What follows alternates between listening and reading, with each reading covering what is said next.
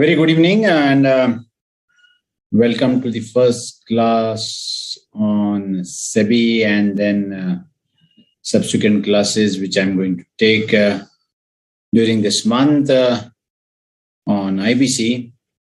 So today we are going to cover SEBI and LODR.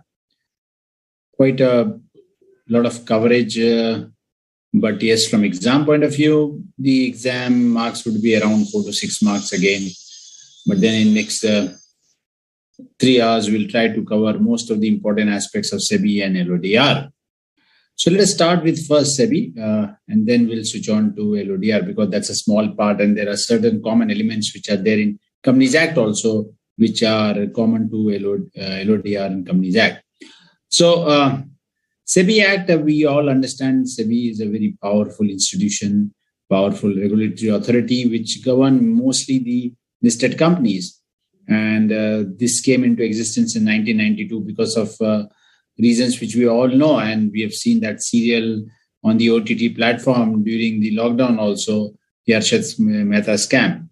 And therefore, it was felt that there is a need of a regulatory authority which will govern all the listed companies. Before that, there was some governance, but then there was no such powerful provisions within those laws. So 1992 was a landmark year, milestone year in the history of all the listed companies, capital market, and SEBI came into existence. So it's not only about listed companies. If you see the overall act, the framework will cover the 3 I's. The 3 I's would be the issuer, intermediaries, and the investors. So mainly focusing on the benefit of the investors, trying to govern the issuers, and the issuers are standalone, cannot come in the capital market and raise funds. It is through the intermediaries. So the regulatory framework is more on the issuer and the intermediaries, finally to give the benefit to the investors. So that is an objective of SEBI.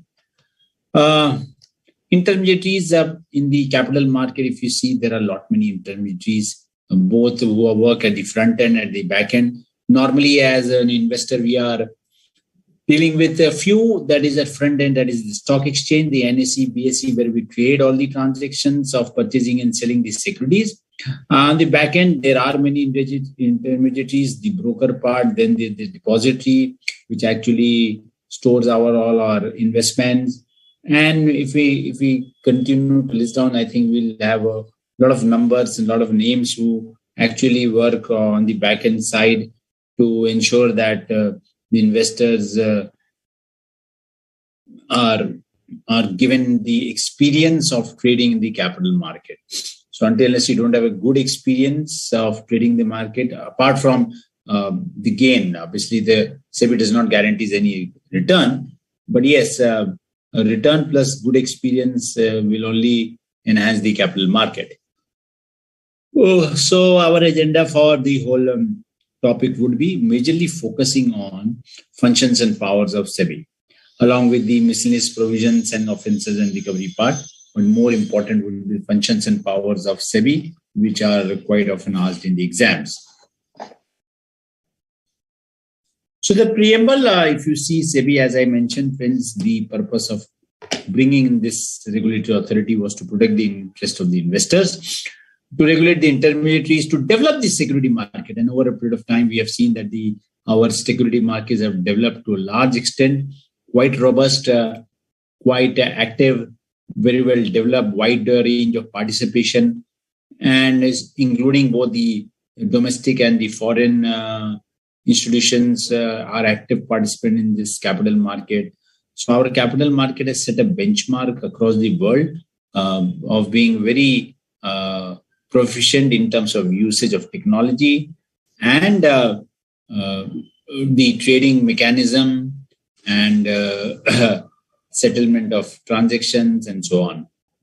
So this is the preamble of SEBI. Establishment of SEBI as a regulatory authority is more of as a body corporate, as all regulatory authorities are. Having its head office at Mumbai. Obviously, if it's a body corporate, it's a going concern with having a common seal. It has got the power to acquire, hold, and dispose of the property. And if anybody wants to file a case against SEBI, it has to be in the name of SEBI, or SEBI wants to institute a case, then it has to be in the name of SEBI. They have regional offices spread across, and there are certain local branch offices also spread in different cities. So let us start with the first constitution part, where SEBI has a board, and the board consists of a chairman, which is nominated by the government, 2 members from the Union Ministry, 1 member from RBI, and then 5 other members nominated by government. Out of them, at least 3 should be full-time members. So this is the constitution. So if you see total 9 members, 1 to 1 plus 5, and mostly coming from the Union Ministry. Mostly are nominated by the Union Ministry, while 3 will be the whole-time members. So the SEBI board, whenever we talk of SEBI, normally our reference would be to the board. So board will take the actions on behalf of the SEBI. So anybody who has logged in, just if they can send a message, good evening, so that I know that who have logged in watching this lecture.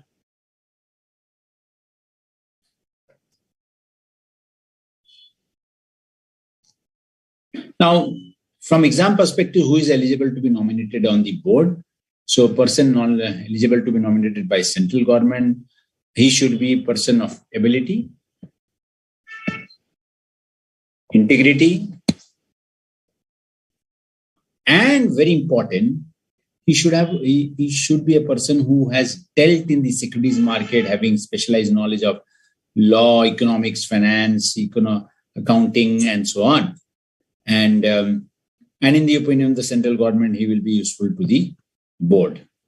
So ability, integrity, and specialized knowledge.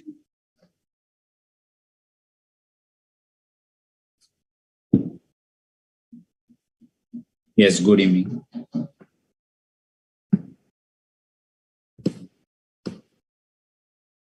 So the overall management, the superintendents and the direction and the management of affairs of the SEBI will vest on the board, and they can be exercised by chairman except as otherwise provided by the regulations.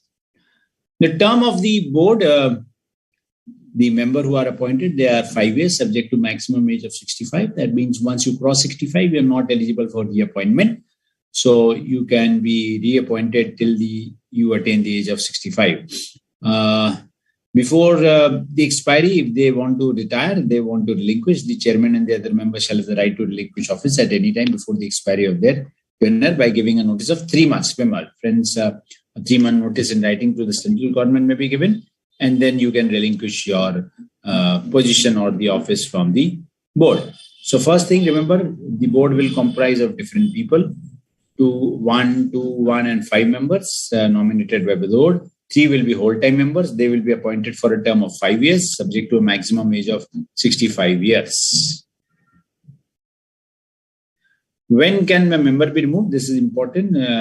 It is asked in the exams 1 or 2 times.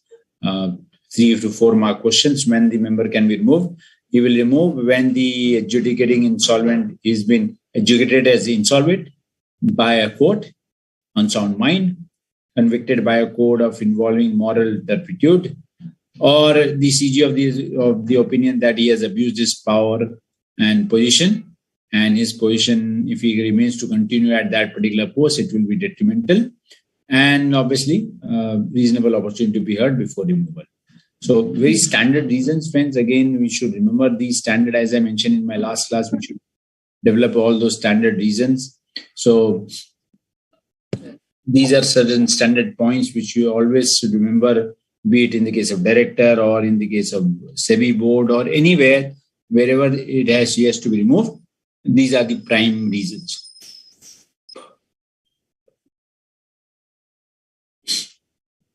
So group of complainants have alleged that Mr. Goel, a member of SEBI, has pecuniary interest in some of the cases that came us before the board, and he misused his position and therefore should be removed from his office. The complainants seek your advice. So can he be removed? The answer is yes, he can be removed because he has abused the power, and continuation of offices will be detrimental in public interest. Therefore, he can be removed by the central government. Remember, who can remove them? It is only the central government who can remove the member. Nobody else can remove the member from the board.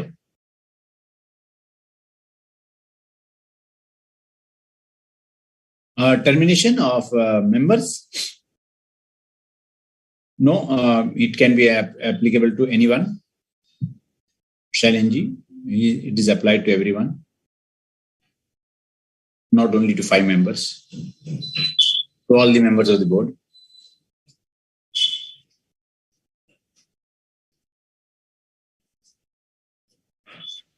The board consists of how many members from RBI? Again, 1 member from RBI, remember. They have the right to relinquish their office at any time before the expiry of the tenure by giving a notice of, we have just discussed this, notice of 3 months.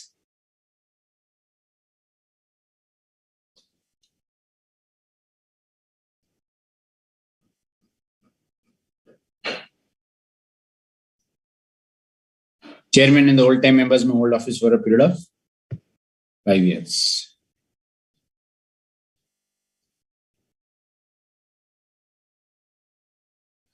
Then the SEBI board may meet, and they may meet at such time and places as per the regulations. In the absence of the chairman, any member can preside over the meeting if their member is selected, and all matters shall be decided by a majority of vote, and the chairman has got the casting vote. Members who have got interest in a particular voting agenda, they will not be allowed to participate. If there is a vacancy which is created because of resignation or any other reason, then vacancy is not to invalidate the acts of the board. This is very important, friends. Remember, asked in the exams, there are practical case studies which have been asked in the exams that because of vacancy, SEBI passed certain, yes, member of RBI can be terminated. So there were certain resolutions which were passed, but because the constitution was not complete, therefore the question was raised. So as per section 8, vacancy is not to invalidate the acts of the board. The board, maybe the constitution may not be proper. There might be any defect in the constitution of board, but that defect is not any reason that we can not validate the actions of the board.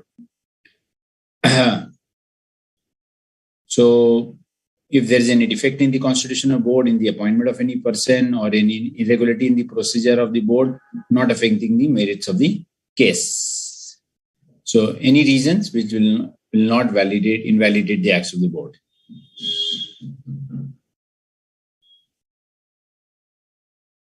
So suppose SEBI has constituted its board as per requirement with 3 whole-time members under section 4, but one of them resigned, and to refill his post, it took 1 month. Examine acts done in between the vacancy period as per SEBI. So all acts are valid as per section 8.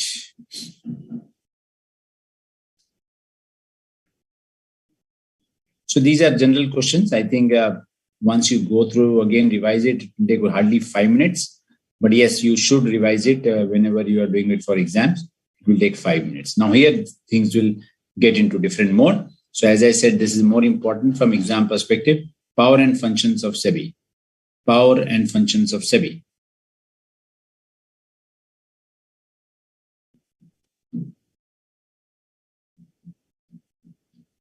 The total powers is governed by section 11, where under different provisions of 11, there are different powers which are given to SEBI.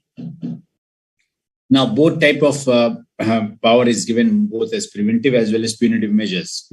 So obviously the objective is to prevent anything from happening. But yes, if things do not go in the right direction, there are possibilities of punitive measures. And SEBI has taken very harsh steps over a period of time. Let me tell you, friends, people are worried about SEBI. People are afraid of SEBI because they at times take very harsh decisions and impose a lot of penalty to all the stakeholders involved. So there are general powers, there are penal powers, there are investigation powers, there are directional powers, there are seize and desist proceedings power. There are different, range of powers which are given under different situation. So the more focus would be on 1, 2, 3, and 4. These are general and civil code powers. Let us start with those powers. So the first power would be registering and regulating all the intermediaries. First power, registering, regulating intermediaries. Then regulating the business in the stock exchange and any other security market. So remember, first power is to register also. So all mutual funds, all brokers will register themselves with SEBI. And then there will be rules will be framed for monitoring those intermediaries. So there are mutual fund rules, there are broker rules, which are framed by the government, which come under SEBI. So both registering and regulating. Then how the transaction should be done in the stock exchange, that may be regulated by SEBI. Along with, very important, I think you must have studied, that is the substantial acquisition of shares and takeover of companies. Whenever a company is taken over, a listed company is taken over, there are certain regulations which have to be followed and that are issued by SEBI. So very important regulations, acquisition of shares and takeover guidelines issued by SEBI from time to time. So very relevant practically and as well as for exam point of view. Then their duties, the SEBI duties to promote. So you'll see ads coming out in the newspaper where SEBI is promoting regulatory, self-regulatory organization like AMFI,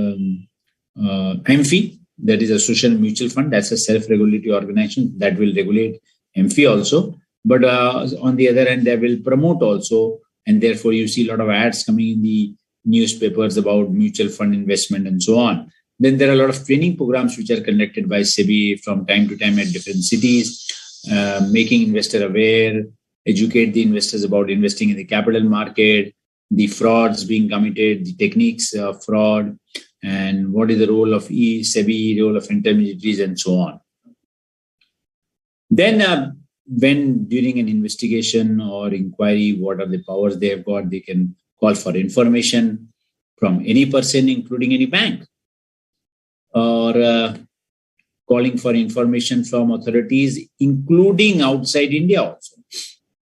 So this is the kind of power which they have got. So calling for information from undertaking inspection, conducting inquiries and audits of the stock exchange, mutual funds, other persons to the secondary market. So first is obviously calling for information from any bank, any person, including any bank or corporation established by or any central state act, furnishing information to other authorities, whether in India or outside India, and undertake inspection, conducting inquiries and audits of the stock exchange and the mutual funds.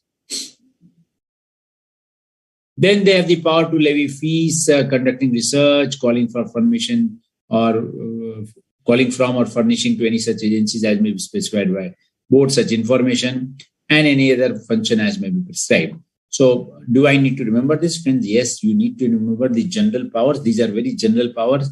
So majorly general power is, remember, the word is RRP. RRP, registering, regulating, promoting, registering whom, regulating whom, promoting what, and then calling for information from various sources or providing information to other agencies, and then levying fees and conducting research. So if you are able to remember these 3 points, I think you have a good chance of scoring 4 marks. Now, when we have seen that the SEBI can call for information for undertaking inspection and inquiry, the board may take measures.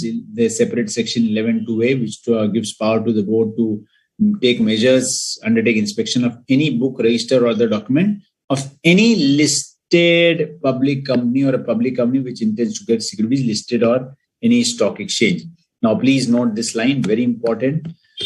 This is a standard line, again, standard line which will come in different sections.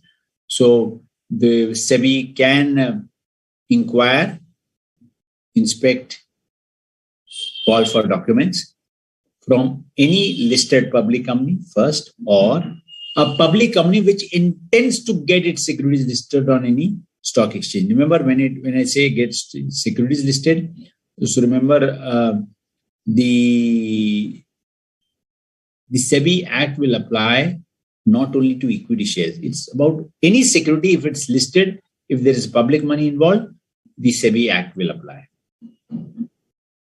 So when will it do that inspection of books and of accounts of those companies? Wherever the SEBI believes that such company has been indulging in insider trading, very important word that has been asked in the exam separately, what is insider trading, and fraudulent and unfair trade practices relating to securities market.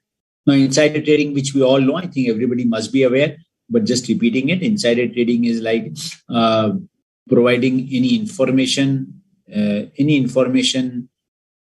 to an investor or anybody of which public is not aware of, or that information is available first to few people rather than to the public.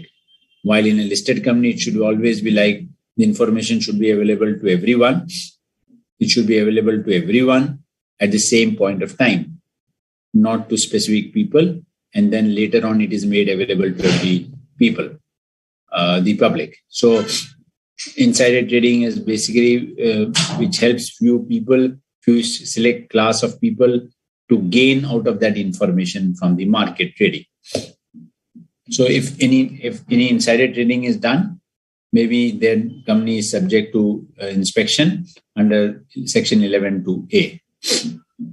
Then we have the civil code procedure powers, which is available to SEBI. We all know under civil code powers, we have the power to call for books of accounts at such place and time, issuing summons to people and ensuring the attendance of such person.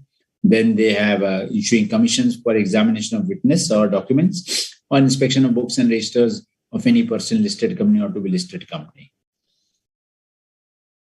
Then once the inspection is done or inquiry is done, is that enough? I mean, you can do the inspection, but what after that? Can you pass an order? So 11(4) gives the power to SEBI to pass an order. Remember, first thing, general powers. Second, power to inspect. Third, after the power to inspect, we have the power to pass orders also.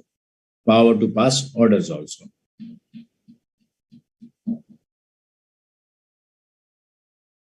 So board may buy an order for reasons to be recorded in writing in the interest of investors or security market. Take the following measures, either pending investigation or inquiry, or on completion of such investigation or inquiry. That means interim order can be passed. Interim order can be passed. So board by an order recording the reasons may pass such orders like suspend trading of any security in RSE, restrain persons from accessing of security market, suspend any office bearer of stock exchange, impound and retain proceeds or securities in respect of any transactions which is under investigation, attach bank accounts for a period not exceeding 90 days, direct any intermediary associated with security market in any manner not to dispose of or alienate asset transactions during investigation. Further, provided further that only bank account or accounts or any transaction entered there, so far it relates to the proceeds actually involved in violation of any provisions of this Act, or the rules or the regulation made thereunder shall be allowed to be attached. Fine. Attachment of the bank account. So, friends, how do I learn this? This is important. So what kind of orders may be passed by SEBI when there's investigation or inquiry, or even if interim order has to be passed? Now, suspend trading of any security in regional stock exchange. So what is RSE, friends? So along with the main stock exchange of National Stock Exchange, BSE, there are few regional stock exchange which are in existence today. Maybe Delhi, Calcutta Stock Exchange, which are in operations. And the SEBI may give an order that the particular security may not be traded. Then they may restrict few people who from accessing to the security market, from trading in the security market. So they can restrict individuals from coming and trading in the security market. Suspend any officer of the stock exchange. It is very general. Now, suppose because of insider trading, you have sold certain securities and you have received an amount. So the SEBI can give instructions or orders that amount could be retained in respect of any securities or transactions which is under investigation. And if that account has been transferred to any bank account which has been used for this trading purpose, that bank account can be attached for a period not exceeding 90 days. And if they want to give further directions to any person, that direction may be given. So suspend, square, restrain, attachment, retain, direct. So suspend, restrain, retain, attachment, and direct. So suspend, retain, restrain, attachment, and direct. Please, you can note down the short form.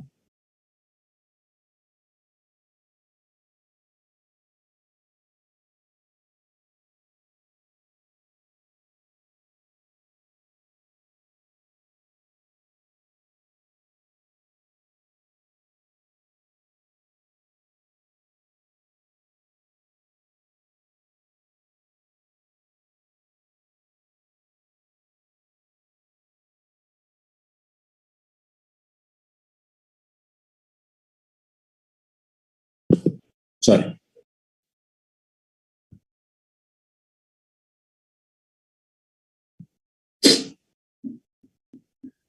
Let us take one example. SEBI received complaints from some investors alleging that ABC and some brokers are indulging in price manipulation in the shares of ABC Limited. Explain the powers that can be exercised by SEBI under the SEBI Act in case the allegations are found to be correct. So the powers are simple, that they can call for information and then pass orders like this.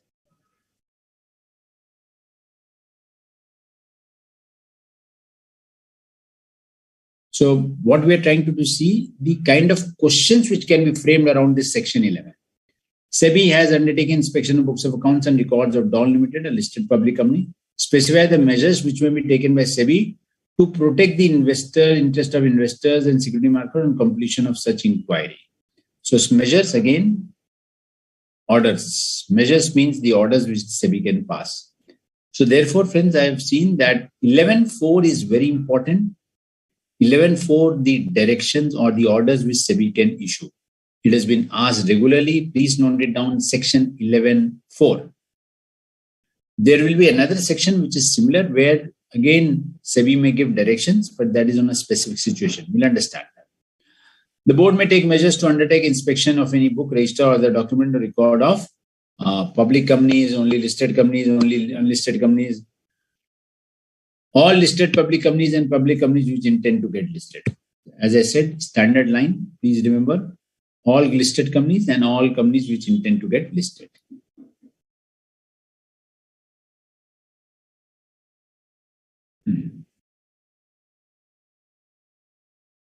Again, very specific power, friends. Specific power under section 11A is the board may, for the protection of investors, specify by regulation, by general or special orders. One is it can frame regulation in relating to issue of capital. So remember, there is ICDR rules. Wherever company is coming out to raise funds from the capital market, for that we have the regulations. So that is separate. We don't need to learn those. And the second part is by general or specific order. By general or specific order, prohibit any company from issuing prospectus, any offer document or advertisement soliciting money from the public for issue of securities.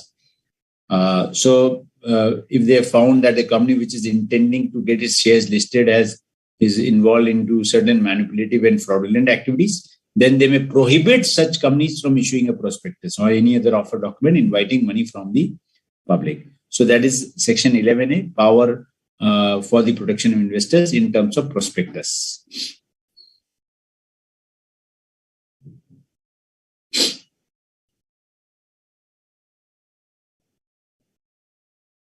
Now, another power to issue directions. Now, this is, remember, it is the power to take directions, not orders. Directions for what? So this is a separate power. First, the previous one, 11.4, was to give orders. Here, the power is to issue directions. And these directions will be issued after making or causing to be made an inquiry. The board is satisfied. So once an inquiry is done, further directions may be given by the board in the interest of the investors or orderly development of security market, or to prevent the affairs of any intermediary or other person referred to in section 12 being conducted in a manner detrimental to the interest of the investors, to secure the proper management of any such intermediaries. It may issue such directions to any person or class of person referred to in section 12, or to any company in respect of matters specified in section 11A as may be appropriate in the interest of the investors in the security market. Now, again, very standard thing, friends. Remember, any directions which is appropriate in the interest of investors or in securities and the security market. This standard line. Any directions or regulations or orders may be given. This is a standard line. So there are two things which you have to remember, friends. One is power to give orders. Power to give orders, 11.4. Now, this is a power to issue directions. Power to give orders, power to issue direction, two separate things. So directions may be given under these three situations. And two types of direction may be given. One is to any person or class of person, or to any company. Person, class of person under section 12, any company in the matter specified under section 11A. So 11A is all about prospectus. 11A is all about prospectus. So one is power to give orders, second is power to give directions. Under three situations, that in the necessary in the interest of investors, to prevent the affairs of any intermediary referred to in section 12 being conducted which is detrimental, or to have a proper control over the management of the intermediary.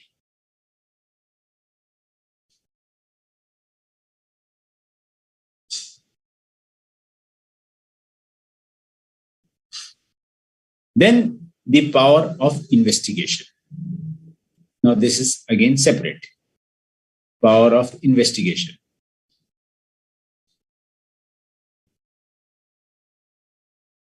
So again, separately asked in exams, when can investigation be issued? When can order of investigation be given?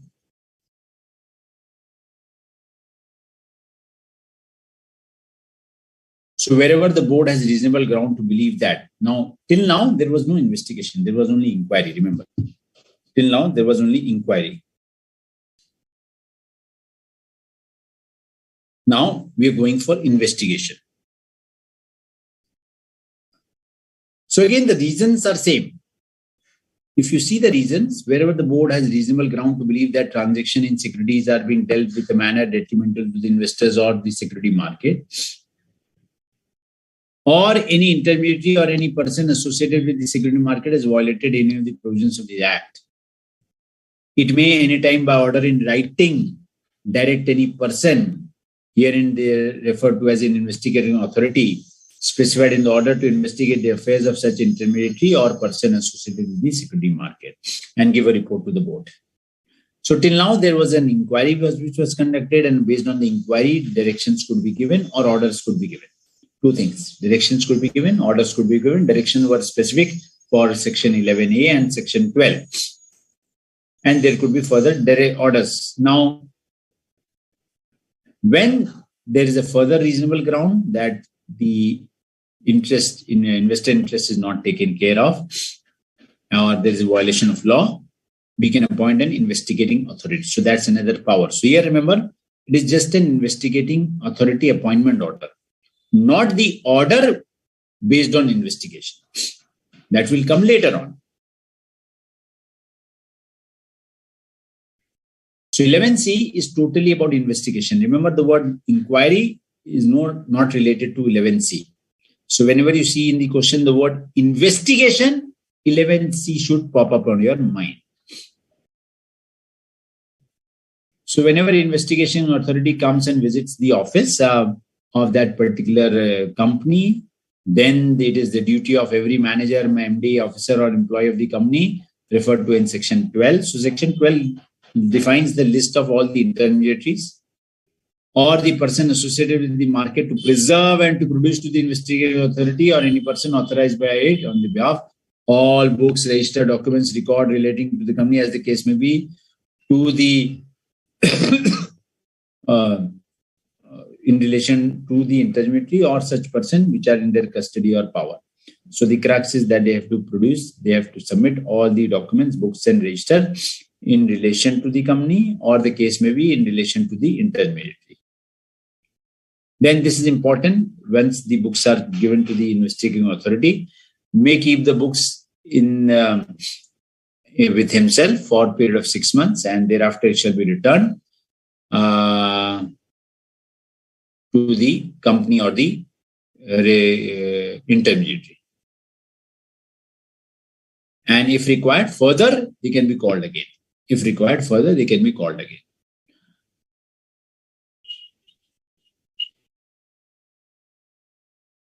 And if required, the investigating authority can keep the certified copies of the books and register.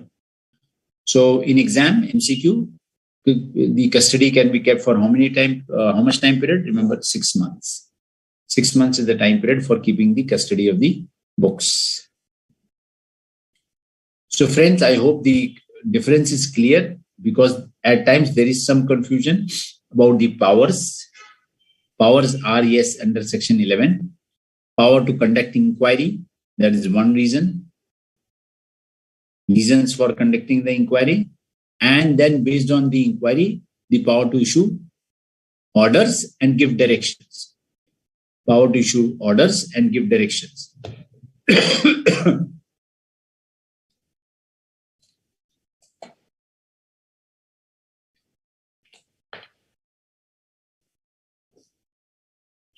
While in 11C, there's a power to conduct investigation. Power to conduct investigation.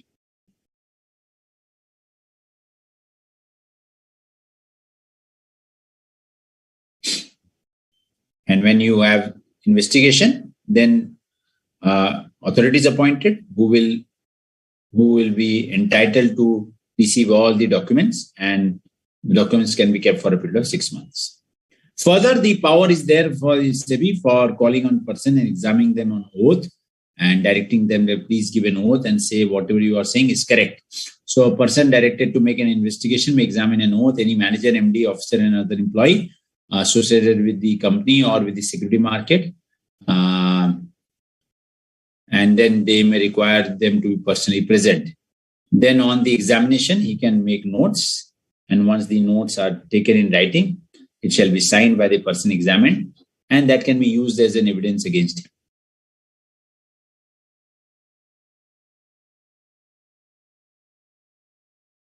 Now, what happens if there is a failure in compliance in terms of I not supporting the investigating authority? I'm not able to produce the books also. Then to produce to the failure in compliance to produce to the investigating authority, any person authorized by it in this behalf, any book register, which is due to produce or to furnish any information or to appear. So remember, what are the powers? They can call for the books, they can call for information, they can call the person personally. So if he is not complying with any of the orders, or remember, notes can be prepared and he has to sign those notes. He refuses to sign the notes of any examination.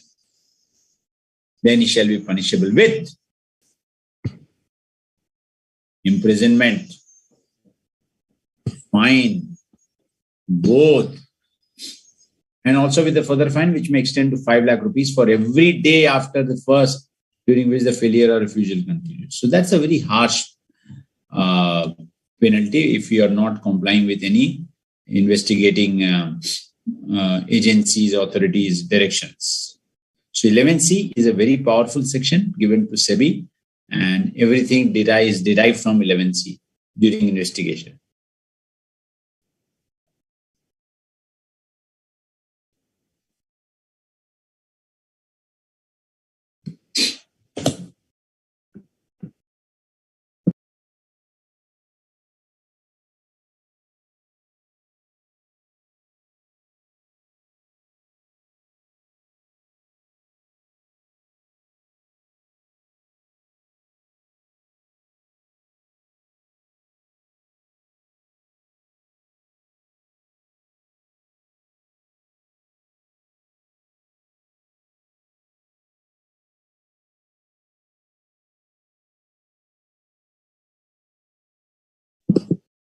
Okay, so friends, yeah. Uh, Now coming to seizure of documents during investigation. The authorized officer may, on the requisition, this may require the services of a police officer. So it may happen that when you are doing an investigation, then it may be required that you need support of the local administration or police officer. Why? Maybe because the person whom you want to investigate is not supporting and is not allowing you to enter into the premises. So therefore, in that case, it is important that we need the support of the police officer. So we may call up the police officer to assist him for all or any of the purpose specified above with respect to impounding of documents. So you want to seize certain documents from that office. So you may carry along with yourself the police officer and then impound all the documents and keep it with themselves. So when you want to enter a particular premise which may be locked, then obviously we need the support of the police officer.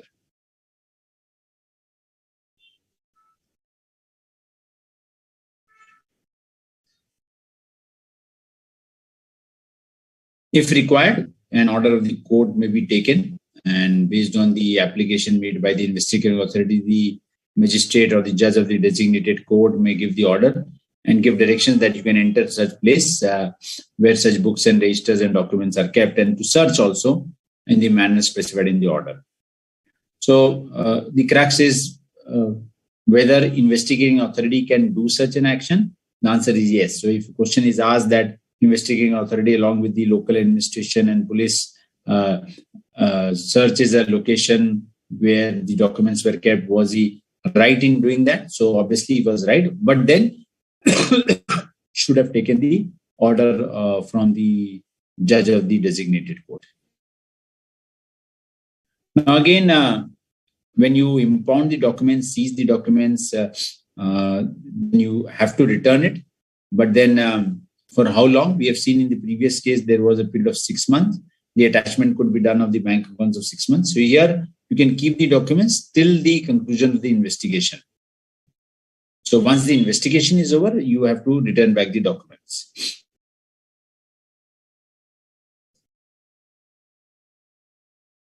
So that was 11C, friends, a very important section, power to investigate,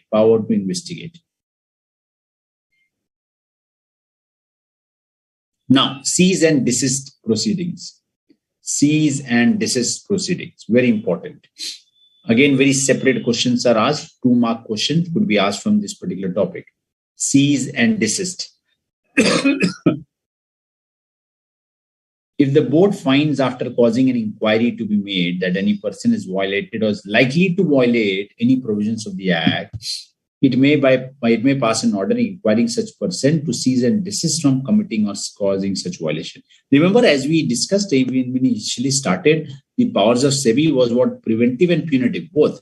So seize and desist proceedings are basically preventive measures where the board feels then let's say there's an inquiry which is being going on. During that inquiry, they come to know that any other person has violated or he may violate certain provisions of the Act, may involve themselves into insider trading, and during the inquiry you come to know about it, then you may pass certain orders preventing such person to act on such manner. So that is a possibility, provided that board shall not pass such order in respect of any listed company or public company which intends to get security listed on any recognized stock exchange, unless the board has the reasonable grounds to believe that such company is indulged in insider trading or market manipulation. So with respect to any company which is coming out with a public issue, until it is involved in insider trading or market manipulation, other than these, if there is any reason, then the board will not pass certain orders. But apart from that, if they come to know, then they can pass a seize and desist proceedings order also. So very important, friends, remember this, a specific provision for preventive measures to be taken by SEBI in view of any inquiry which is being conducted, and they come to know of any additional information. So 11C, 11D. 11D very small, but 11C big one. So 4-mark to 6-mark question could be asked from 11C.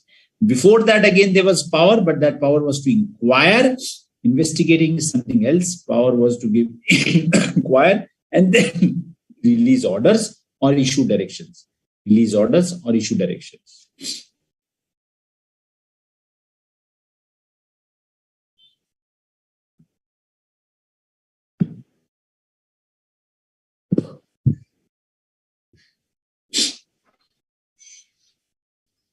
Now, 12A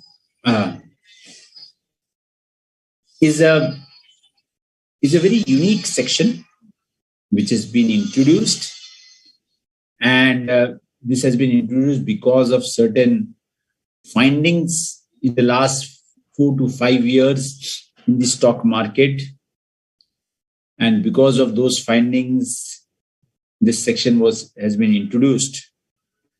And if you read this section, probably you will always question, why is this required? What is the technical reason? So no person shall directly or indirectly use or employ in connection with the issue, purchase, or sale of any securities listed or proposed to be listed. So issue, purchase, or sale of any security listed or proposed to be listed on a stock exchange, any manipulative or deceptive device or contraventions in contravention of the provisions of the Act. Now, you would wonder, sir, what is this manipulative or deceptive device? Now, there had been instances in the stock exchange. See, all trading in the stock exchange is done electronically. Now, when things are electronically, that means as an investor, you trade through certain intermediaries. And intermediaries trade on the basis of what is available on the screen. I hope everybody is aware about how trading is done. So we know that there is an investor, there is a broker. On the broker, there is a terminal. Terminal is nothing but a screen where there are rates which are being displayed of all the securities which are being traded. Now, all the terminals across India are connected to the server of National Stock Exchange, from where all the rates are generated by the market, players.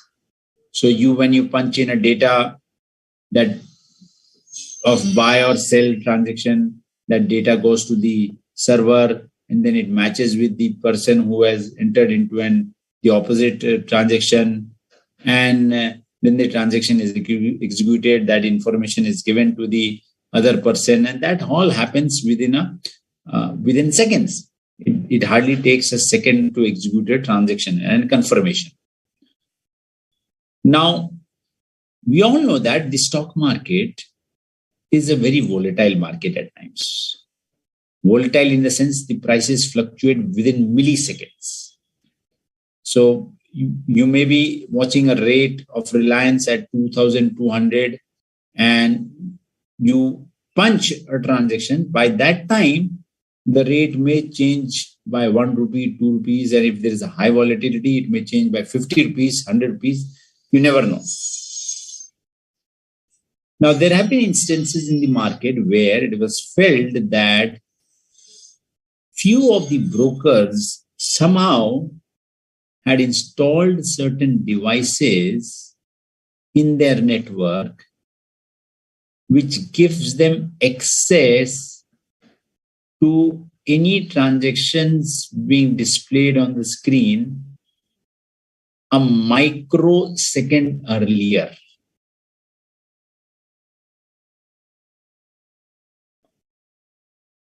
Now, even a microsecond difference in a very volatile market can result in huge profit and losses for the investors. So when the SEBI during their inquiry came to know about certain kind of devices or mechanism being followed by certain brokers, technically they were very strong. This section was introduced where they have restricted any person of using such kind of devices. So if they are employing any device, scheme, or artifice to defraud in connection with the issue of dealing in securities which are listed or proposed to be listed on a stock exchange. So it may be a device or a scheme or artifice to defraud. Artifice is to create an artificial environment to defraud in connection, present something which is not there. That is artifice. So if that is done by any people, then it is not allowed.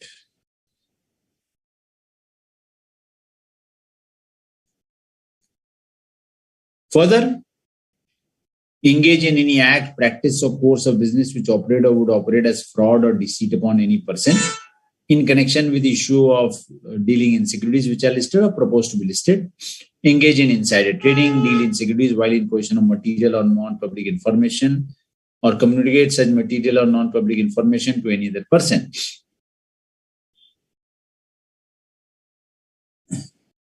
So 12A is again a prohibitive section. And the last one is acquire control of any company in violation of the takeover guidelines. So 12A is a prohibitive section where there is restriction on certain devices, scheme, or transactions which are not in good faith. So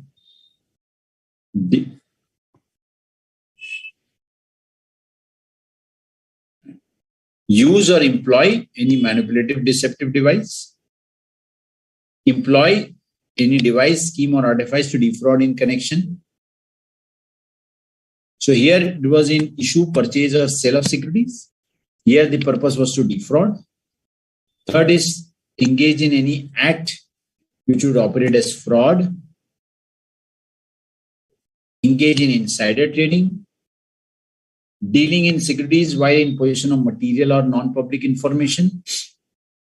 See, insider trading, D and E point are more or less common, except, there could be technically minor differences.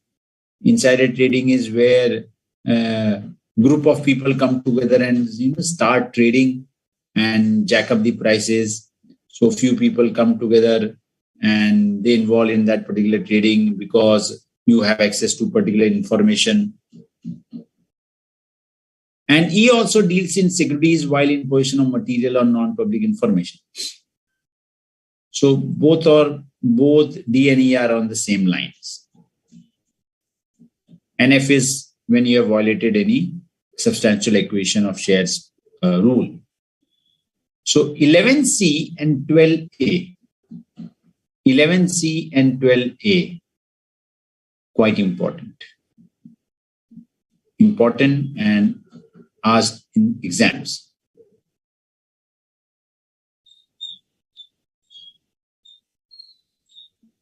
(11C) and 12A. Section 12 talks about registration of intermediary. Registration of intermediary. Not at all required. Nothing in very important from exam point of view.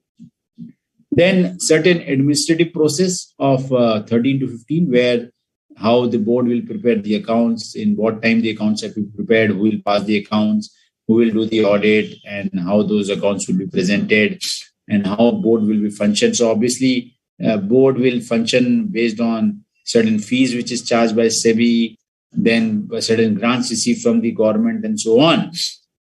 And the accounts will be prepared in consultation with CAG, and it will get audited and so on. So 13 to 15, I think a very administrative part. It can be ignored also. Again, very important, penalties and adjudication. So 11, 11C, 12A, and 15. 4 important things which you have to remember under SEBI. And you have got a high probability of getting full marks out of these topics. Now, the penal provisions range on different criteria. So we have 15A to around 15HB. So there are about 10 to 11, around 10 to 11 penal provisions on different considerations or different issues. So let us take up all these 11 points with examples wherever required. First, 15A, if any person fails to furnish any document, return or report to the board, he shall be liable to a penalty. Simple. As a broker, you have been called to produce any document, maybe the KYC documents or contract notes or any return trades done on the terminal of the broker. And if he fails to furnish them, then a penalty of 1 lakh, but which may extend to 1 lakh for each day during which such failure continues, subject to maximum 1 crore. So we'll refer to the penalty amount also. Not less than 1 lakh, 1 lakh per day, maximum 1 crore, because 60% are same.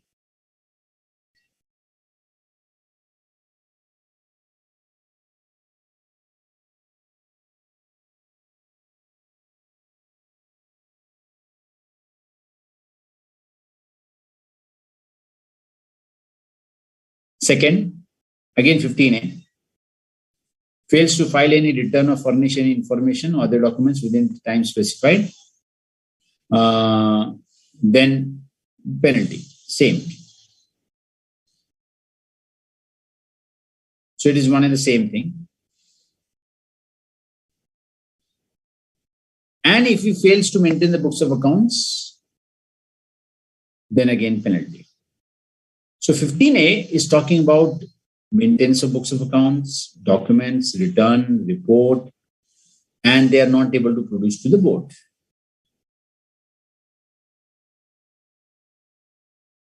(15B).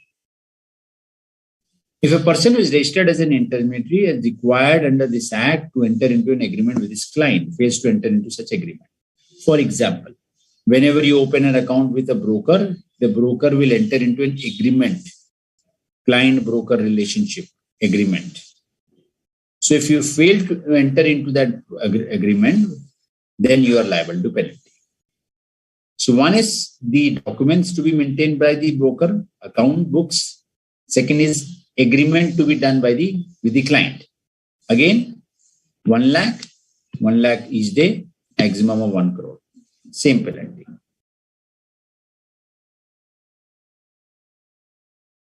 (15C). Any listed company. So in the previous two, it was any person acting as an intermediary. Any person under this Act. So if any listed company or any person who is registered as an intermediary have been called upon by the board in writing to redress the grievances of the investor and fails to redress such grievance. So if you have made a complaint to the broker that you're not giving me a contract note or you're not making me the payment, or let's say to the company that you are not giving me the dividend or I'm not receiving the notices, and the company or the broker is not able to address those grievances, then 1 lakh rupees, 1 lakh per day, 1 crore. Same. 15A, B, C. All penal consequences same.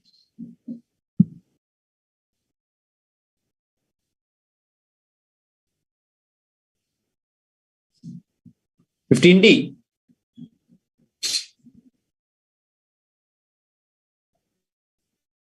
If any person who is required to obtain a certificate of registration from the board for sponsoring or carrying any collective investment schemes, including mutual fund sponsors, then without obtaining such registration certificate, is carrying on the activity, again, same penalty.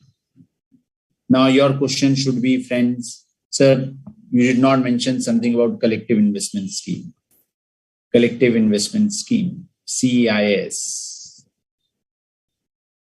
So what are collective investment schemes, friends? Collective investment schemes are those schemes where contributions or payment made by the investors by whatever name called are pooled and utilized for the purpose of the scheme or arrangement. And the purpose of pooling or making some arrangement is to receive profits, income, produce or property, whether immovable or movable property from such scheme. And such property contribution investment, whether identifiable or not, is managed on behalf of the investors. And the investors do not have day-to-day control over the management and the operation of the scheme. And the corpus is 100 crore more, it shall be deemed to be collective investment scheme, and the section says that it has to get themselves registered. Now, remember, this particular section was introduced again to bring in purview those schemes which may not be investing in the capital market, but because the amount involved was huge, let's say 100 crore plus, therefore they had to be regulated.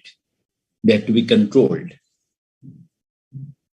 So to control them, this provision of registration of collective investment scheme was brought in. Now, your question is again, sir, which are those collective investment schemes? So you must have seen or read, or some of you might have also experienced within your family that there were schemes which have been launched across the country of give 5,000 rupees today and we will plant trees, and after 20 years, you will get this particular tree in your name. So there were plantation schemes. Then there was a promise to return in the form of certain other assets, which never actually saw the sun coming out.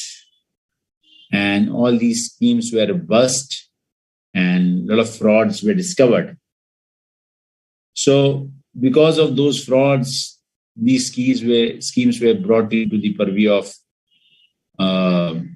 SEBI, and all those people who were involved in this collective investment scheme had to get themselves registered. So still those schemes are prevalent in some of the states, and there are a lot of advisory firms which have been involved in raising money, advising clients, and attracting clients and offering them high returns, guaranteeing them high returns, and involving in fraudulent practices without getting registered. So because of, public money being diverted for wrong reasons or gathered for wrong reasons, these schemes were told to get registered.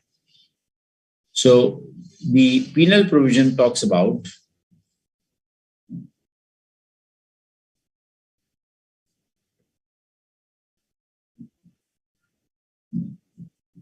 that as an intermediary or such kind of schemes, they do not get a registration certificate, then you are liable to penalty. Or even if you are registered, but you don't comply with the terms and conditions of the certificate of registration, again, you are subject to penalty. The penalty amount remains same. Penalty amount remains same.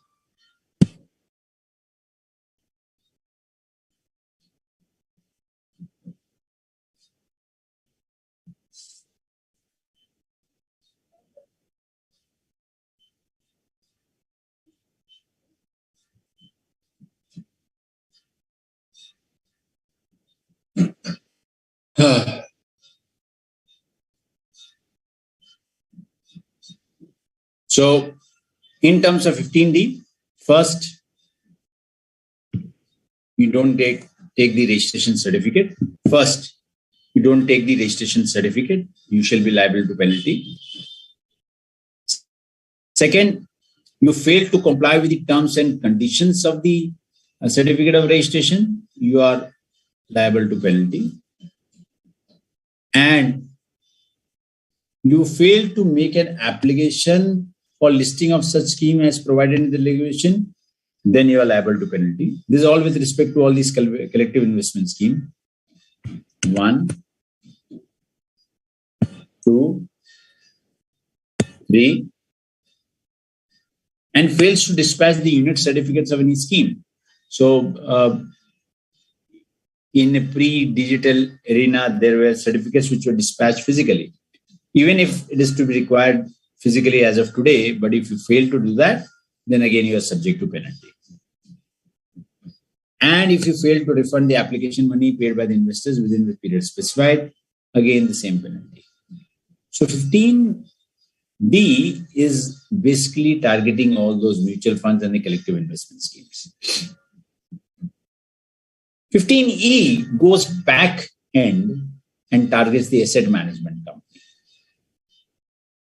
So where in an asset management company of a mutual fund, you all understand the mutual fund industry. So there's a mutual fund which gets registered, which invites public to invest in their schemes. This money is then handed over to the asset management company, which on behalf of the mutual fund, as per the objective of the scheme, they create that portfolio, invest in that market, and then involve in whatever purchase, sale, churning of the portfolio, and then deliver returns to that mutual fund, and which in turn will deliver those returns to the investors in the form of dividend or the appreciation in NAV. We know the mutual fund business, how does it operates. It must have been covered in your other subjects. So where any asset management company is not registered, fails with the comply with the regulations for providing for restrictions on the activities of the asset management, then such asset management company shall be liable to a gain penalty of 1 lakh, which will extend to 1 lakh per day, during which the failure continues, subject to maximum of 1 crore. So asset management company fails to comply and does not get registered, you are liable to penalty.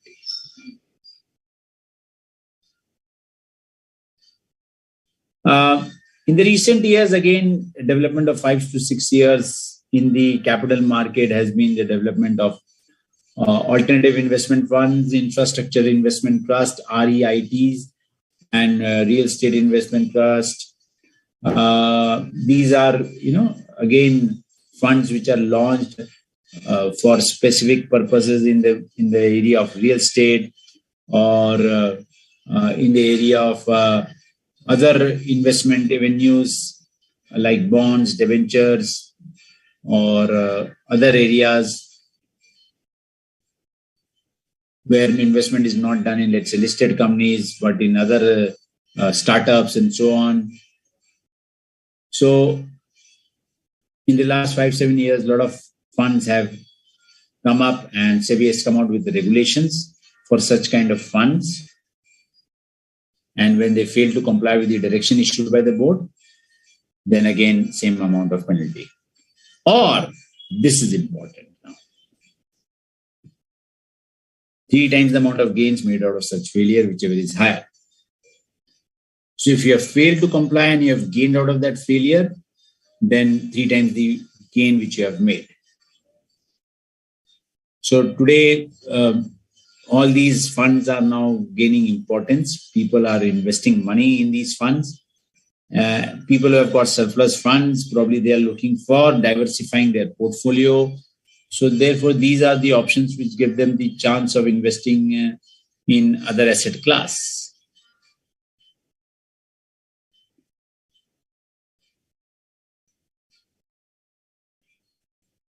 Now, till now, it was 15A, B, C, D, E.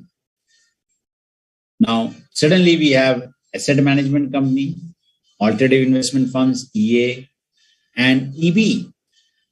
Again, these are all within the same, same class of intermediaries. So we have the AMC, we have the investment advisor and research analyst. So where an investment advisor or research analyst fails to comply, so there are rules and regulations for the investment advisors, research analysts who are employed by the AMC, mutual fund, or brokerage houses.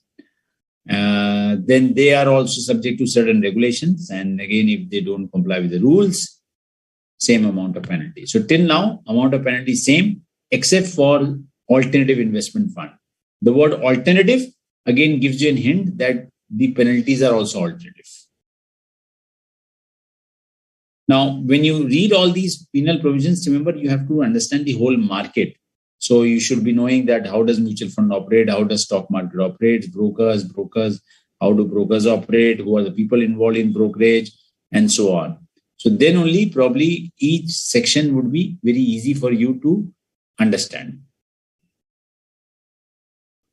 15F. So 15E, 15EA, 15EB.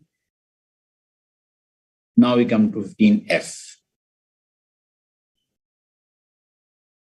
15F again goes back to the broker. Remember, for a broker, there was one penal section where the broker is not entering into the contracts, the agreement.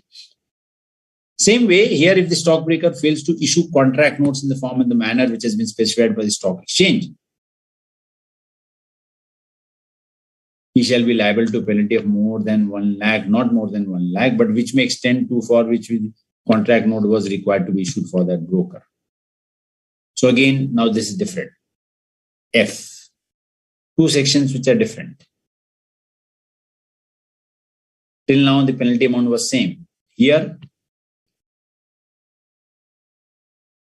a penalty of more than 1 lakh, but which may extend to for which the contract note was required to be issued.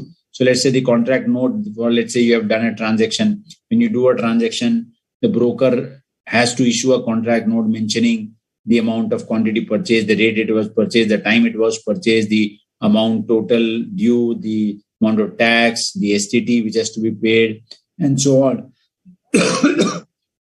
All those details are given in the contract note. And if the broker fails to issue those contract note, then amount of penalty will be 1 lakh or the amount of contract note.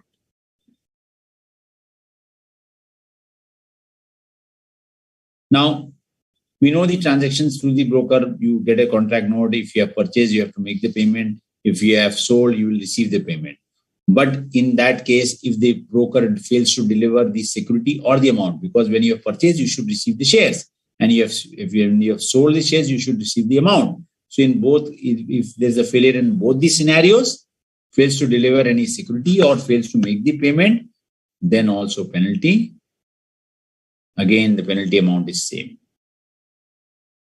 So on broker part, first fails to issue contract note.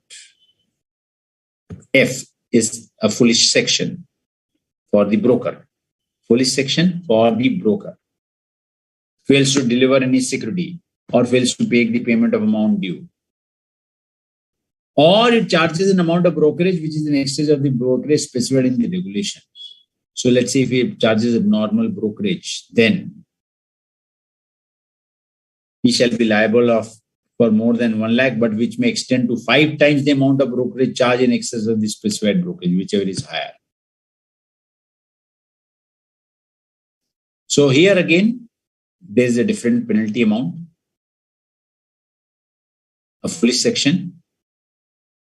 In terms of contract note, again, liable to penalty of more than 1 lakh, but which may extend to for which the contract note was issued. Liable for more than 1 lakh, but again, extended to 5 times the amount of brokerage charge in excess. So this is with respect to the broker part. So till now, the penal amount has been same except in this foolish section. Except in this foolish section and alternative. The word alternative and foolish should give you the clear hint about the difference in the penal amount. Any query, friends? If you have any query, please raise your point. I hope things are clear.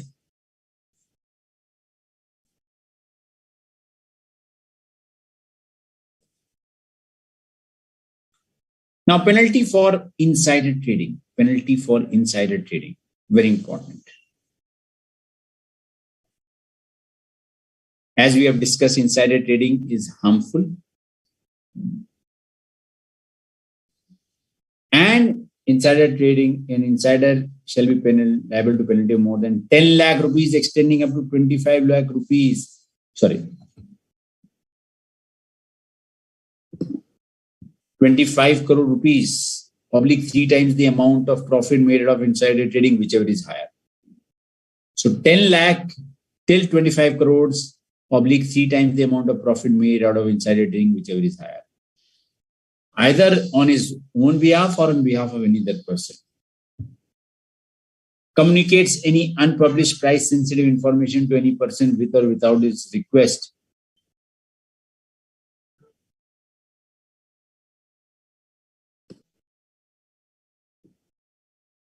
For such information, counsels or procures for any other person to deal in any security or of any body corporate on the basis of unpublished price sensitive information.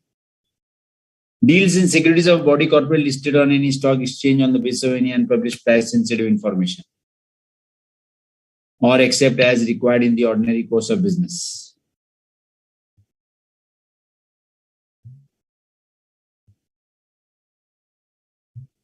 So friends, if you are involved in insider trading,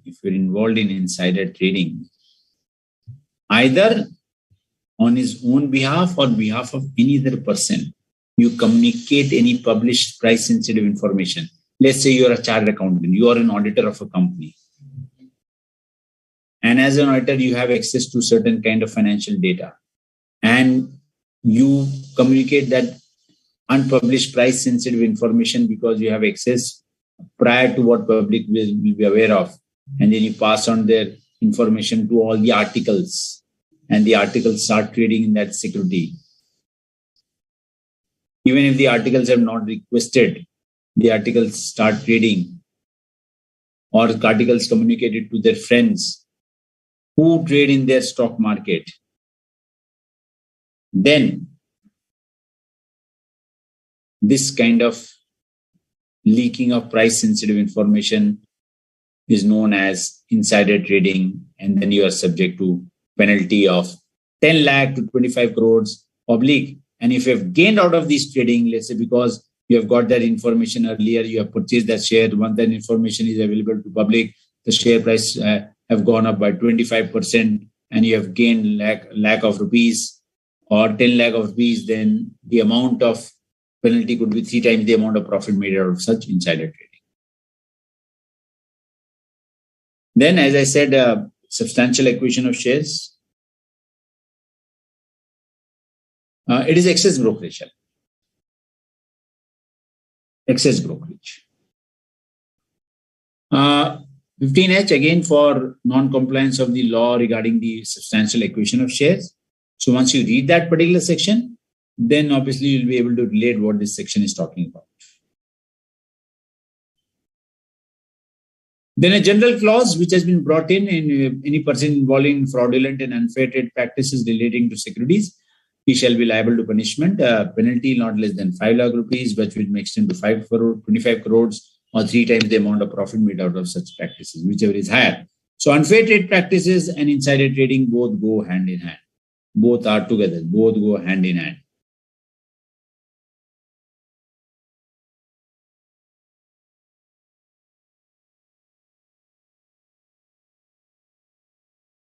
A very general clause, penalty for contravention where no separate penalty has been provided. Whoever fails to comply with any provisions of this act for which no separate penalty has been provided, from 1 lakh to 1 crore. 1 lakh to 1 crore. Whatever amount is received as penalty shall be credited to Consolidated Fund of India. Remember, there are different funds. One is General Fund, Consolidated Fund, and Investor Production Fund.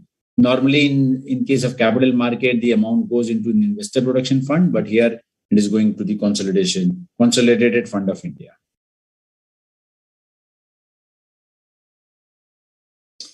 Again, a new section in 2019, it has been introduced that if any person who tampers with any information to obstruct an investigation or destroys any regulatory data, then the entity could be penalized up to 10 crore or 3 times the unlawful gains, whichever is higher. Heavy penalty. So if you are tampering with any kind of data, information, and not providing it to the investigating authority, or you have distorted certain data, heavy penalty. Fine. So there's an investigating authority who will investigate, but then who will educate this penalty? Now, if these penalties are to be imposed, who is the person who is going to educate this penalty? So the board shall appoint any officer not below the rank of division chief to be an educating officer for holding an inquiry in the prescribed manner. And once the investigating authority comes, the investigating authority will impose that penalty.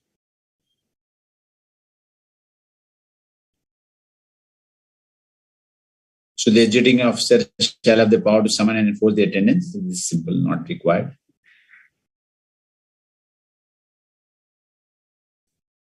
Yes. Now, exam question, whether board can review the orders issued by the adjudicating officer. So the board may call for examine the record of any proceedings, and if it is considers that order passed by the adjudicating officer is erroneous to the extent it is not in the interest of the security market, it may, after making or causing to make such inquiry, pass an order enhancing the quantum of penalty. So remember, the process would be investigating authority, then investigating agency will give their report, then based on the report, the board shall appoint any officer holding an inquiry, and then based on the inquiry again further, the adjudicating officer may issue the penalty order. When the adjudicating officer is imposing that penalty, then this is again exam question, friends. When they are imposing the penalty, what are the factors to be considered for imposing the penalty? Because the penalty amount is very huge. The factors could be the repetitive nature of default, the amount of loss caused to an investor or group of investors as a result of default, and the amount of gain or unfair advantage, whether quantifiable or not, made as a result of default. Now, this is very subjective things. You need to quantify how much gain one has gained out of inside information. Very difficult to quantify. How can I justify that how many shares he has traded and who else has traded in the shares? It is very difficult. But then, yes, technology does gives you an indication. So, based on these factors, the amount of penalty can be devised. So this is important. 15J, factors to be considered for adjudication of the penalty amount.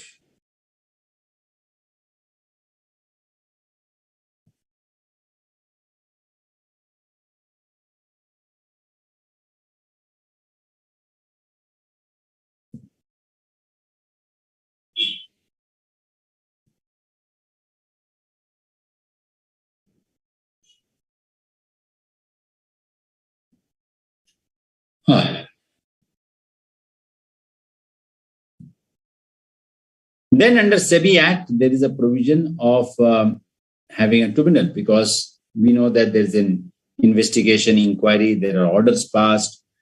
Then if you want to file an appeal against those orders as an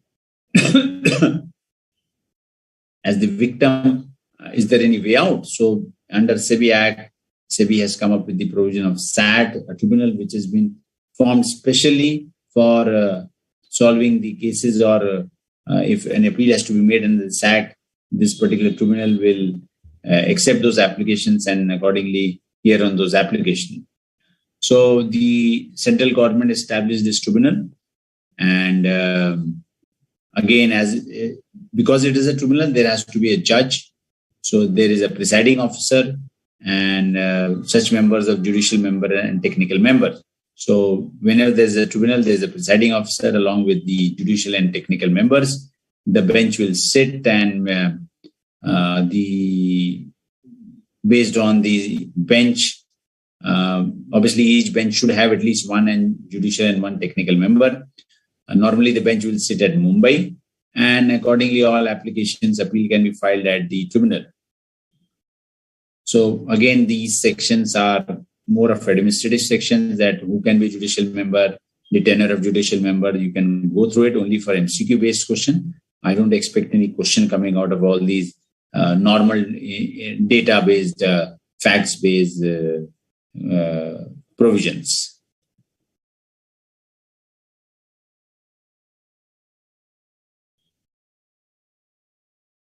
Now, who can make an appeal to SAT? That's important for all of us. As a consultant, as a chartered accountant, as a practicing chartered accountant, we should be aware that what is the way out. So any person aggrieved by an order of the board made, or by an order made by the adjudicating officer under this Act. Remember, powers of the board, 11th section. So that is an order of the board. Section 15, by an order made by an adjudicating officer adjudicating the penalty amount, or by an order of IRDA pension fund. So therefore, all cases of IRDA and pension fund will also fall under the SAT tribunal. So section 15, section 11, or order of IRDA, you can file an appeal. It shall be filed within a period of 45 days from the date on which the copy of the order was made by the board. So even after 45 days, it may be allowed, provided you satisfy the tribunal that there was sufficient cause for not filing within that period. Then the SAT will dispose of that appeal within a particular time frame. Normally, 6 months is the time which is given to dispose of that appeal. So 45 days and 6 months. Proceedings of the court will be carried on as normally it happens at every tribunal. So whatever rules are there for the civil process, that process will be followed.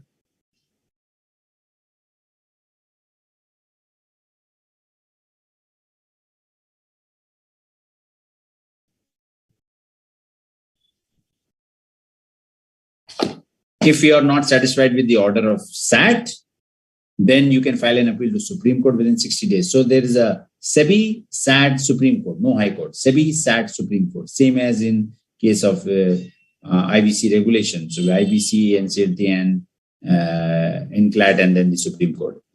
So here also you can file an appeal with Supreme Court within 60 days.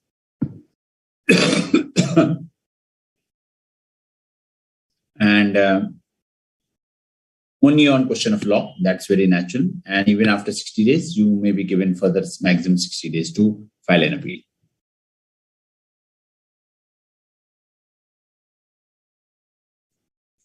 So stupid who is registered as an intermediary fails to enter into an agreement with his client and hence penalized by SEBI.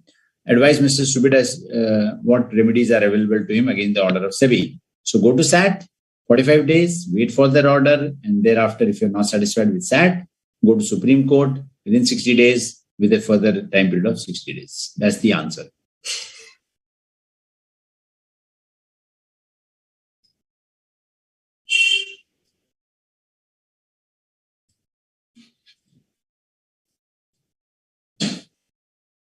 Then we have a provision of special court, friends. As we know that in Companies Act, there is a provision of special court for speedy trial. So here also there is a special court for speedy trial. So special court may consist of single judge for specific reasons that you want to execute certain orders and decide on certain matters very fast. So therefore, special court is framed and with only single judge, and then hearing is done on a fast mode.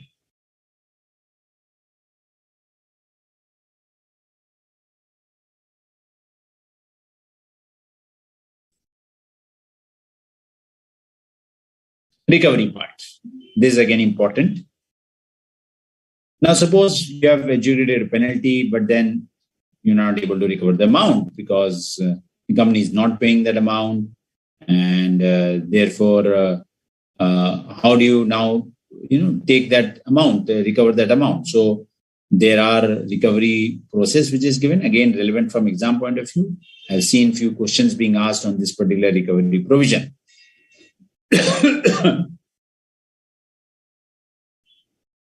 So if a person fails to pay the penalty imposed by the adjudicating officer, fails to comply with any direction of the board for refund of monies, the board has given a direction that please refund all the money all to the investors, fails to comply with the direction of disgorgement order where you have got the benefit, profit, and the SEBI has given a direction that whatever profit has accrued to you, please pass it over to other people. You have any fees which is to be paid to SEBI, but you're not paying that fees. Then SEBI may proceed to recover such amount from such person.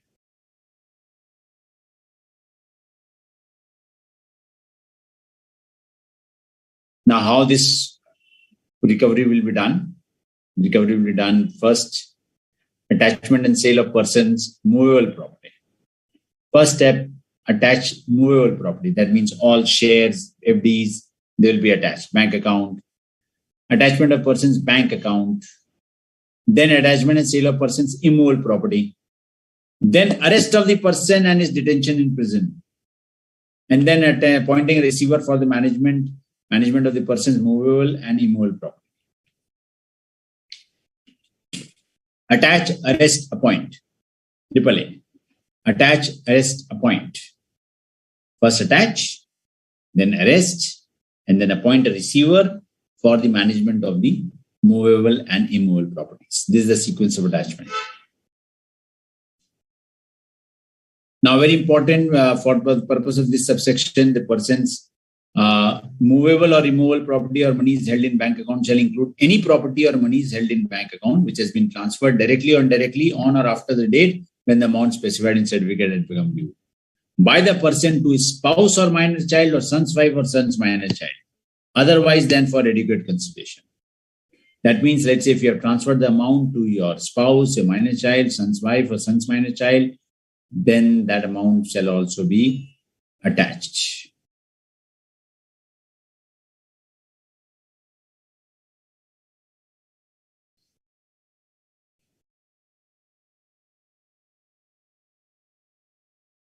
So even if the minor child has gained the status of majority, even after that, the attachment will continue.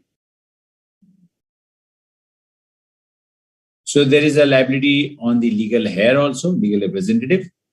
So the liability will only be there when the penalty has been imposed before the death. And liability will be to the extent of the amount of property which has been transferred.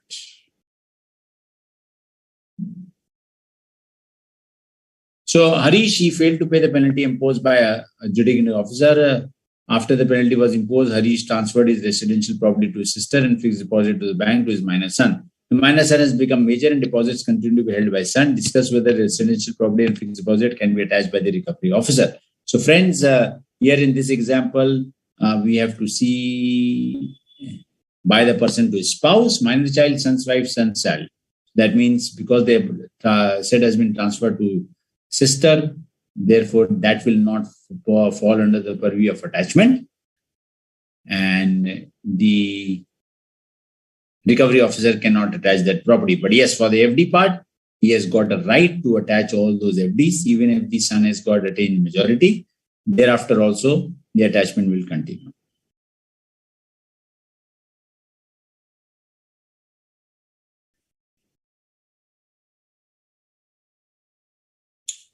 So this was all about, friends, SEBI Act, where we had covered different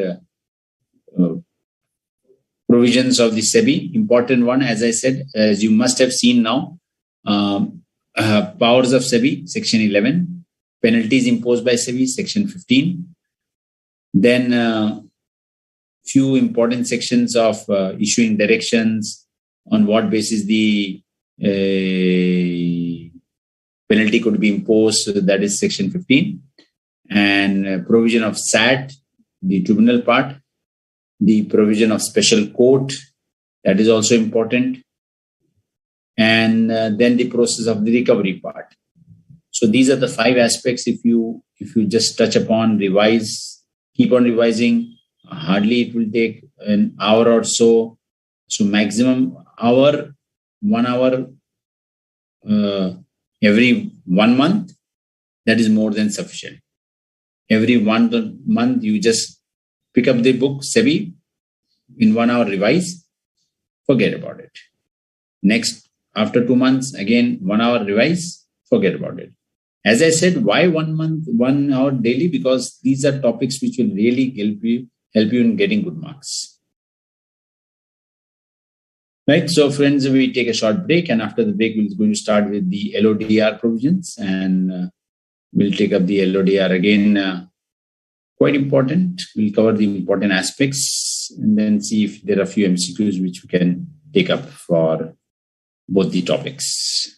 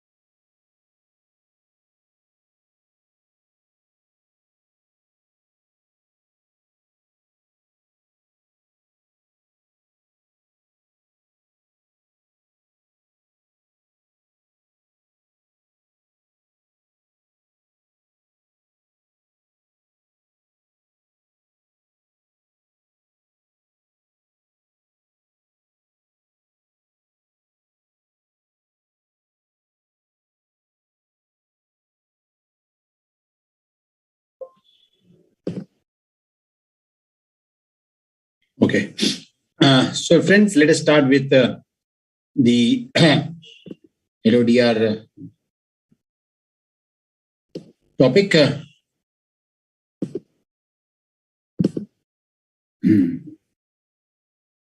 So, friends, we all now know that the purpose of SEBI, the purpose of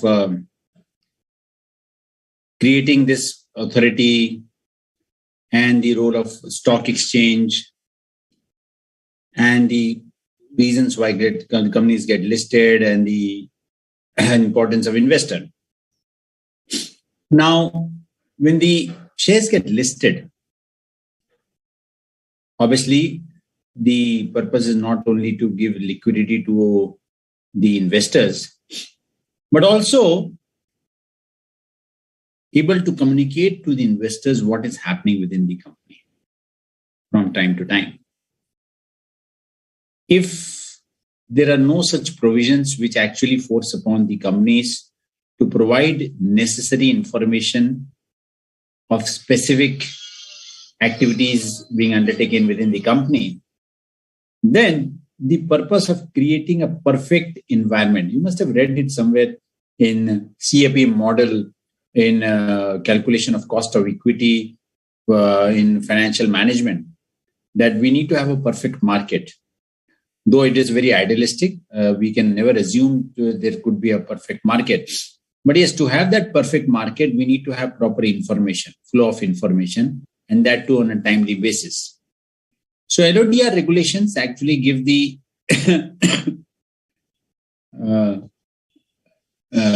casts an obligation on the company which are listed to provide the information on a regular basis. So applicability, it is to all the specified securities listed on main board or SME exchange or innovators growth platform. Now within stock exchange, friends, there are different ways to list. One is on the main board where actually you see all the big companies getting listed, that is Reliance, Tata's, and so on. And there is now the SME exchange where small, medium enterprises have the possibility of getting them listed. So we have a BSE SME platform, NSE SME platform. And then there are for people who are on the innovative stage, who have brought in certain new ideas, for them also there's a platform. So this provision applies to all such class of securities which are listed on different platforms, plus for securities which are non-convertible, perpetual debt instruments, IDRs, foreign companies issuing Indian receipts. One is the Standard Chartered Bank, which has done that. Then under SARFAESI, we know there are securitized debt instruments. The mutual funds get their shares units listed. So LODR will apply on all such class of companies. Structure of LODR, friends, there are two parts of this LODR regulation. One is the substantive provisions incorporating the main body of the regulations. And then there are procedural requirements which are in the form of schedules to the regulation. So one is schedule and second is the regulation. So obviously I'm not going to the schedule part because that is a detailed one, though not relevant from exam point of view. Obligations, as the LODR is more on the obligation on part of the company. So obligations, there are common obligations from regulation 5 to 14.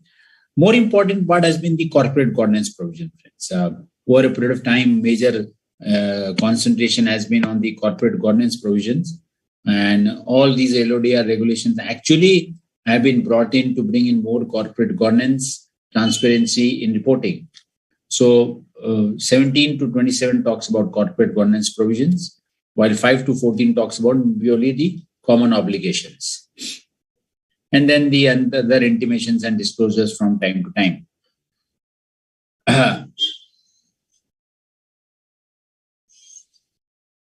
Now, with respect to the common obligations, let us see what are those common obligations.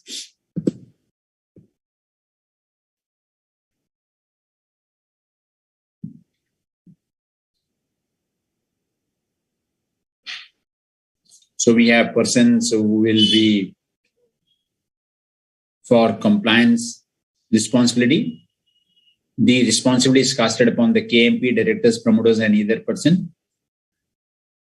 And they are the people who will be dealing with the listed entity shall comply with the responsibility or obligations as prescribed in the LODR. So if anything has to be complied under LODR, these are the people who will do that.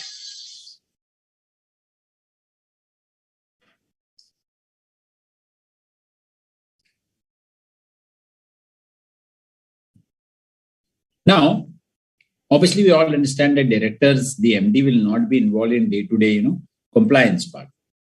So to support them,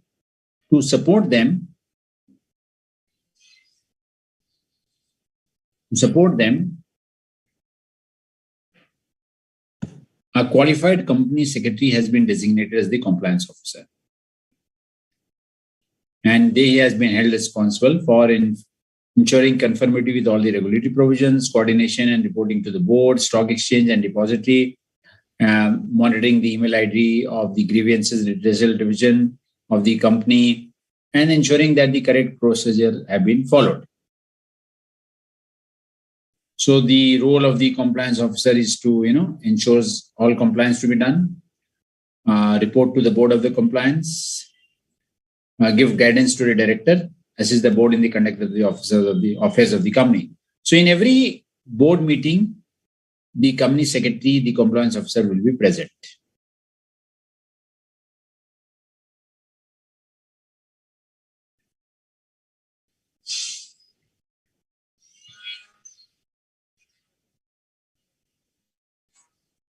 Now, in this LODR, there are again certain intermediaries who come into picture who are registered with SEBI, remember. So there is a share transfer agent who will maintain details of the all security holders and deals in the transfer of securities. Then the depository will pass on the information to the STA. Then there is the registrar to the issue. The registrar to the issue is when the company comes out with the public issue, they will collect all the application, record all the application, and support in the allotment process.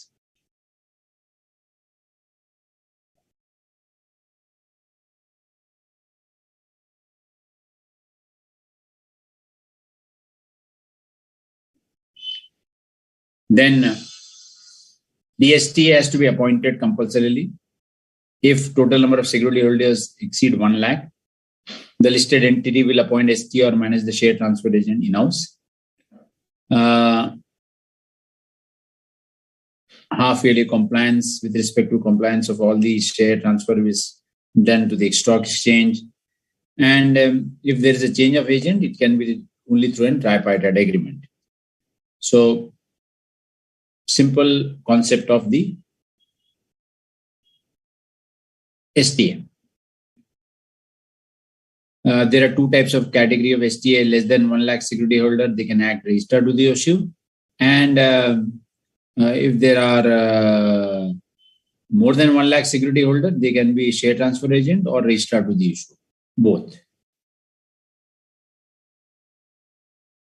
Then there should be a policy by the company with respect to preservation of document as required under law, even in company law, income tax. You need to keep the documents for 8 years. So for that, a policy has to be framed. A policy will be framed, which will talk about how to keep the records for the next 8 years. So very important, friends, with respect to an auditor, I think we all as an auditor should be aware of this fact, and we should take these minutes into record and ensure that yes, documents are kept, and we should also understand the process for the same.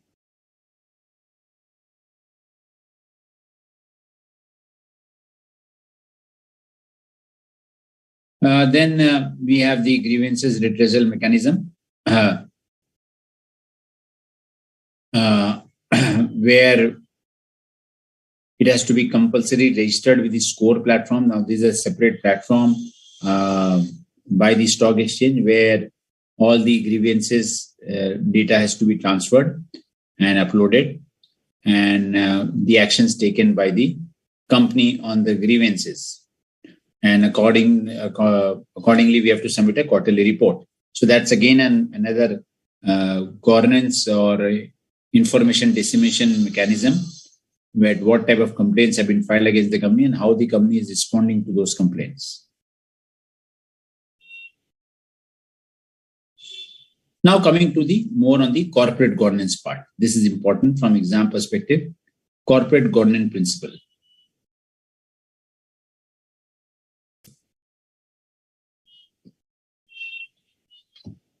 Now, when it comes to corporate governance, it applies to equity shares and convertible securities. Applies to securities which are listed on the main board, SME exchange, or the institutional trading platform. ITP is institutional trading platform. Exemptions have been given to entities having paid up share capital not exceeding 10 crores and net worth not exceeding 25 crores. So, and the entities which have been listed on the SME stock exchange. So these are the two exemptions. So relevant from exam perspective, on which type of companies the obligations for corporate governance on does not apply. So one is listed entities on the SME stock exchange and with a specific amount, share capital of not exceeding 10 crores and net worth of not exceeding 25 crores. So exam relevant question, friends. Let us take up this question with respect to applicability. Authorized share capital is 30 crores and paid up share capital is 15 crores and reserve and surplus is rupees 7 crores. The profit and loss account is 1 crore. The capital redemption reserve is 50 lakhs. Other reserve is rupees 30 lakhs. The company secretary as a compliance officer informs the board that the corporate governance rule will not apply to the company based on the regulations under LODR. Please advise the board whether the company secretary is correct or not. So let us see whether the amount is more than 25 lakhs or not. So 15 plus 7, 22, plus 1, 23, plus 50 lakhs, 2350, and 30 lakhs, 2380 lakhs. So because the amount is less than 25 crores, the net worth is not exceeding 25 crores, so therefore the regulations under LODR would not apply.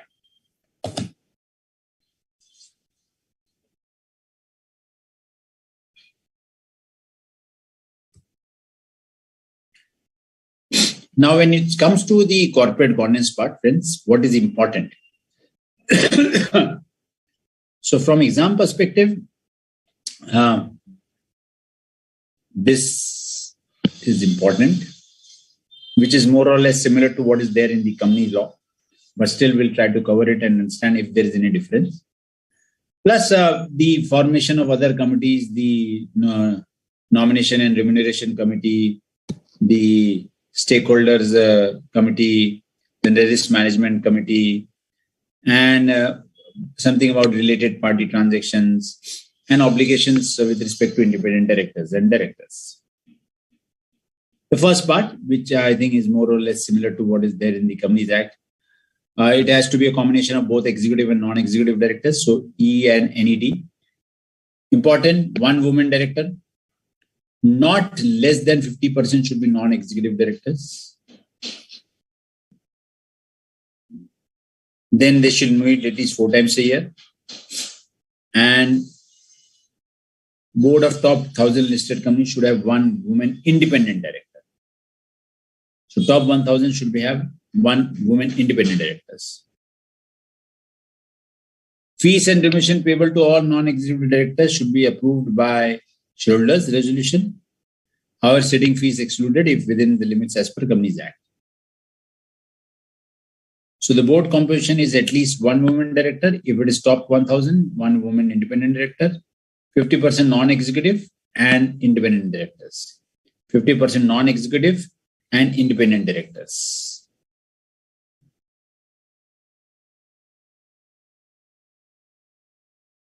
Now, with respect to independent directors, so board composition, 50% non-executive, one woman director, that is very clear.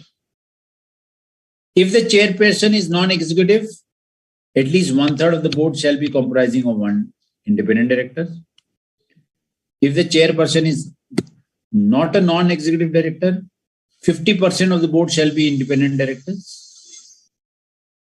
And if the chairperson is non-executive and a promoter of the listed entity or is related to any promoter, 50% of the board shall comprise of independent directors. So if the chairperson is non-executive, 1/3 independent would do. But if it is an executive director, then 50% has to be independent. So independent director is based on the type of chairperson. Board composition, very simple. At least 50% should be non-executive. And one woman director. But even in non-executive or woman director, how many should be independent, that will depend upon the type of chairperson. So if chairperson is working, chairperson is related, 50% of the director should be independent. But if chairperson is non-executive, 1/3 will also do. Example, number of directors on board is 10. Number of directors on board is 10. Chairman is non-executive. Chairman is non-executive. That means if it is non-executive, even 1/3 would do. So 50% can be non-executive. And how many independent? 1/3. 3 and 3 plus more than 3. Is this clear, friends?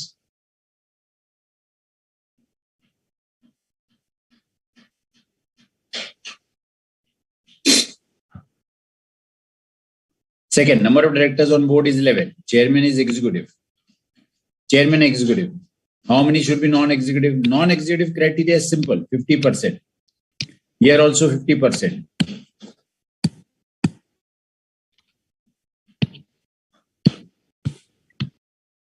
That means 6.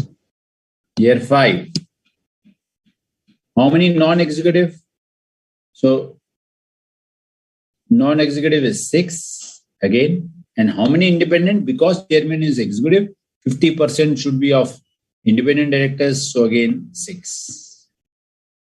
How many independent? Here independent can be 4. 1/3, that means 3.33, that is 4. So 5 and 4, here the answer is 6 and 6.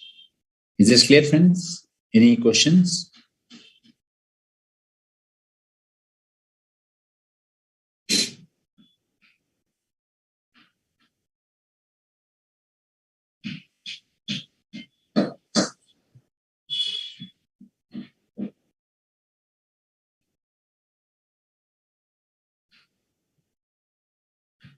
So as per the amended regulation, the board of directors of the top 100,000 listed companies and top 2,000 listed companies with effect from 2020, it should comprise of not less than 6 directors.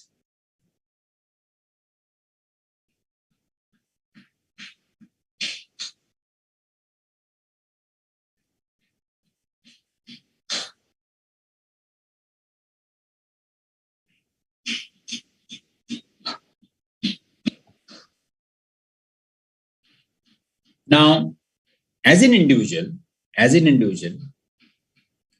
in how many companies I can be a director? As an individual. So I can be director in 7 listed companies. I can be independent directors in 7 listed companies. But if I'm a whole-time director or managing director, I can be independent director in 3 listed companies. Very important. 7 listed companies, I can be a director. 7 listed companies, I can be an independent director. And if I am an whole-time director, I can be independent director in 3 listed companies.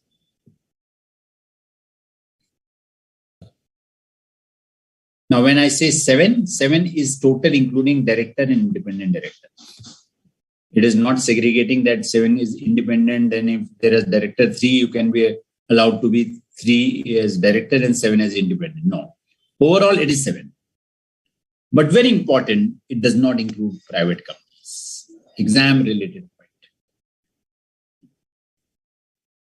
It includes only those companies whose shares are listed. Even public limited companies are not included. So it does not include private companies. Remember, very important, it does not include private companies. So this was about composition of board and maximum number of directorship. Composition of board and maximum number of directorship.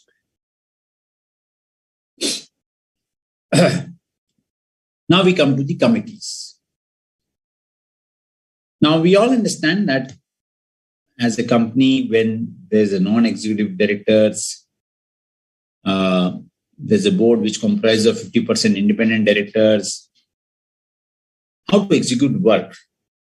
Obviously, they are not involved in day-to-day operations. So as per LODR, there is a requirement of creating committees of which all these directors are part. And within each committee, the management, the key MPs could be part of those committees for the execution part. And as per LODR, for executing certain important things which are important in terms of corporate governance, ensuring the company is running properly, more transparent, not much of frauds. So therefore, there are certain specific requirements of creating those committees so that the committee can decide on those policy matters. For example, there is an audit committee, risk management committee, stakeholder committee, nomination and remuneration committee, and so on. Most important part has been the role of the audit committee over a period of time. In the last 10 years, we have seen the involvement of audit committee, and a lot of responsibility is casted upon the audit committee because the next committee, the next important meeting after the board meeting is the audit committee meeting. Because as first the results are first passed in the audit committee and thereafter it is presented to the board. So audit committee is one of the major committees for executing many work. Let us see the obligations applicable for all these type of committee and to which class of companies. Again, relevant from exam perspective.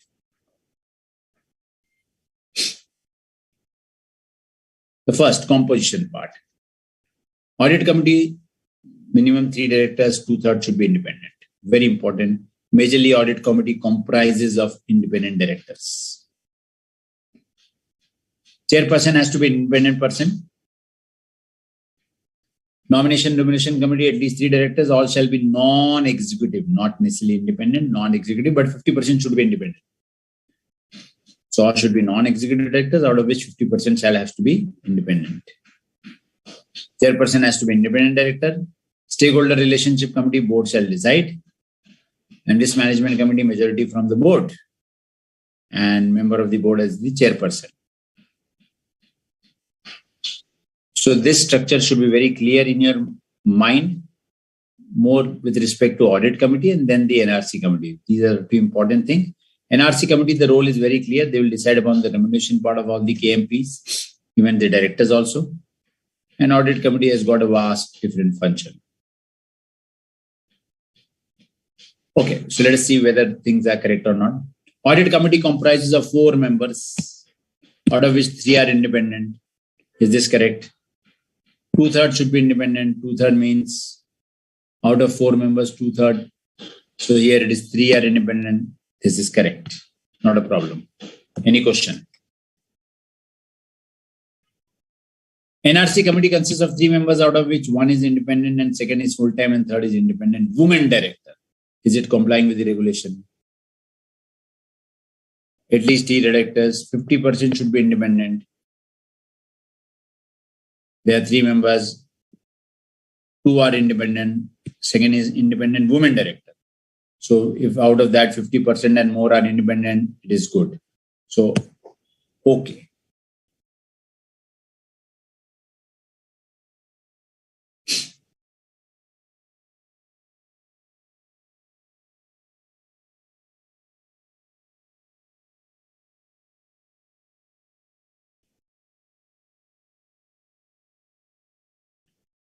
The audit committee, we have seen minimum 3 directors, 2/3 should be independent. Now, very important, CNF point. Look at the point CNF, which is relevant to all of us as chartered accountants. The audit committee members, all members of audit committee shall be financially literate, and at least 1 member shall have accounting or related financial management expertise. That means audit committee should comprise of people like chartered accountant, company secretaries, cost accountants, MBA finance. If the audit committee does not comprise of such kind of people, it is not as per regulation. So if they are part of audit committee, that means they are part of the board. So that means you'll find that in any company, as a part of the board, I've seen in 75% of the cases, we find a chartered accountant or a company secretary as a part of the board. It is a must. And the chairperson of the audit committee shall be an independent director. Plus, the audit committee at its discretion shall invite the finance director or head of finance, head of internal audit, and representative of the statutory auditor and any such executive to be present at the meeting of the committee. That means during audit committee, we have the finance head, the CFO, the head of the internal audit department, the statutory auditor may be present for further discussions. Therefore, as I said, the audit committee meeting are very important, and they are much more or equally important as the board meeting. 4 times a year, that is normal. And if required, the audit committee shall have power to investigate any activity within its terms of reference, seek information from any employee, and take support of outside help also.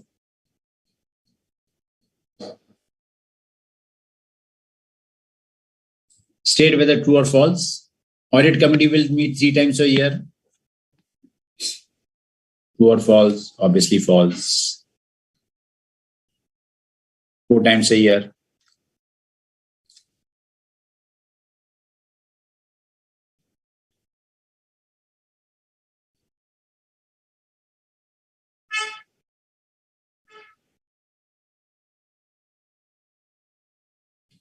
Quorum, this is false.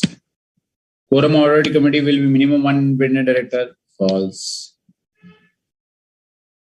The audit committee will consist of 3 independent directors, and the chairman of the audit committee will be a person having sound operational knowledge of the company. Again, false. 1 member of the audit committee should have financial knowledge and accounting or related financial management expertise. Correct.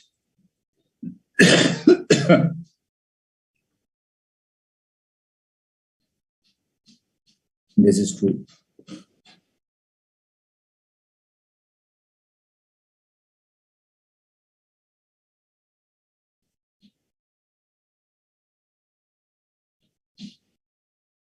NRC committee, comprising of 3 directors. All directors should be non-executive, 50% independent. The major purpose of creating this committee is to decide upon the remuneration and the fees to be given to all the KMCs, the directors, the independent directors, if any amount is to be paid to them also.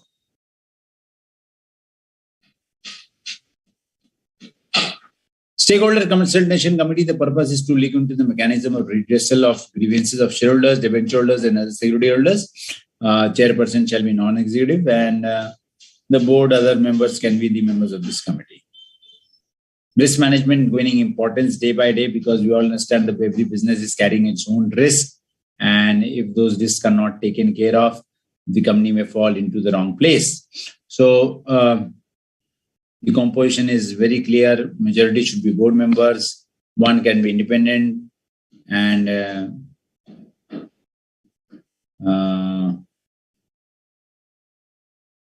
board to determine the role and responsibilities of the risk management committee.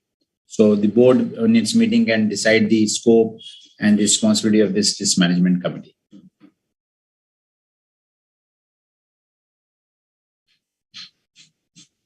Vigil mechanism, again, it can be set up, it can be approved in the board. What kind of vigil mechanism the board is implemented, the policy could be framed, and time and again we can review this vigil mechanism concept.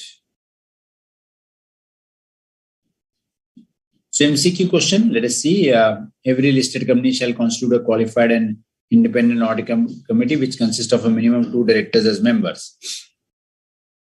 1/3 members being independent directors, all of the above, none of the above. I think C is the correct answer.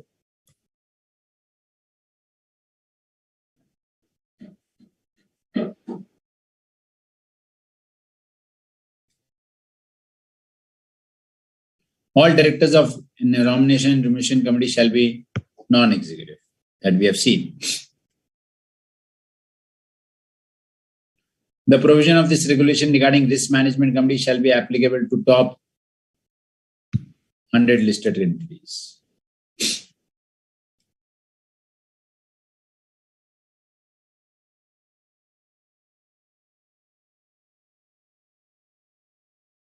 The composition of audit committee as on March 2020 is 7 directors, including 4 independent directors. Majority directors have the ability to read financial statement, but none have accounting and financial expertise. The company listed its shares on August 2020. Advised the company on fulfilling the requirement of LODR. Friends, as per the requirement, the company has to have people who have got accounting and financial expertise. So therefore, once the shares get listed within the required time period, they have to get on board people who have the accounting and financial expertise. So after the shares are listed, 50% of them has to be independent.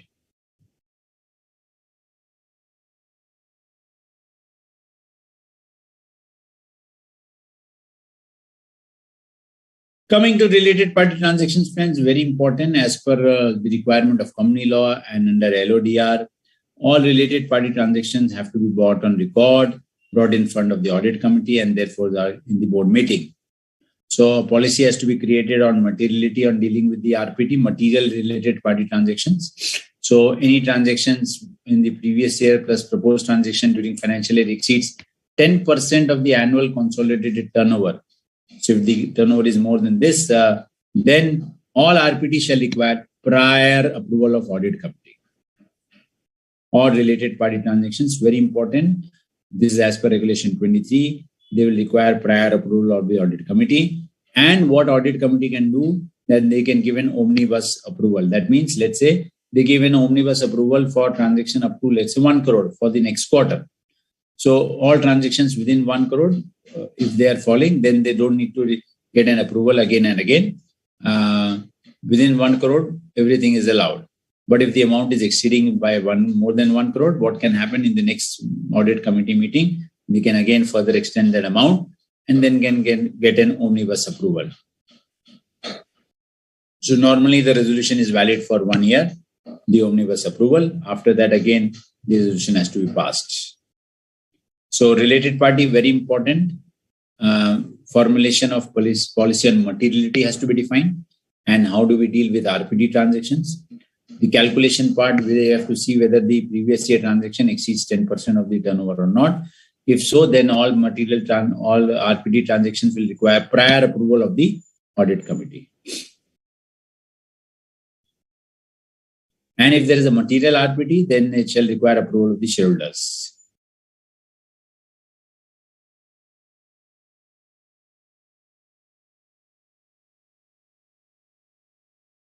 Example, Kangna Limited is related to Current Private Limited. Current Private Limited enters into a contract with Kangna Limited for providing services value of 5 crore rupees. The total turnover of Current Private Limited is around 45 crores. The turnover of Kangna Limited is 55 crore. Is the transaction material related party transaction or not? Because the amount is 5 crore and the transactions of Kangna Limited is 55 crores. Therefore, as per the definition, any transaction which is exceeding 10% of the total turnover would be regarded as a material RPT. So, because it is less than 10%, that is 5 crore, that is 10% of 55 should be around 5.5. So, the amount is less than 5.5. Therefore, it cannot be treated as a material related party transaction. Though it is a related party transaction, but it is not a material related party transaction.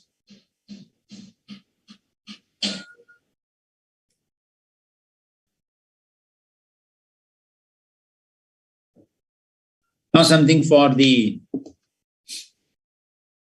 material subsidies. So one independent director to be director of that unlisted Indian material subsidiary, and the audit committee will review those, review the financial statement of the investments made by such subsidiary. So audit committee in the audit committee, all the minutes of the board meeting to be placed, and all significant transactions and arrangement entered into by the unlisted entity to be placed before the board. and if there's any transaction that exceeds more than 10%, then it has to be kept to the board for their information.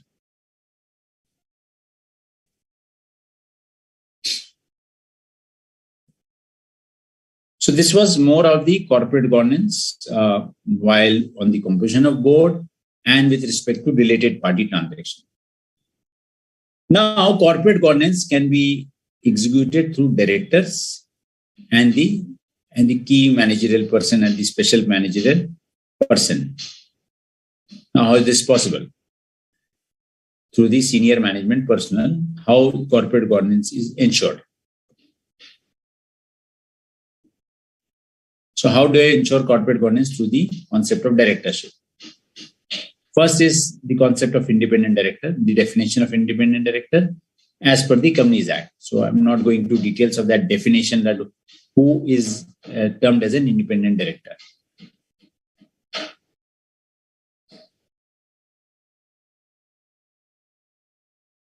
Now, how do I bring in certain kind of, independence or regulation? First, we have seen that any person cannot be director in more than 7 listed companies.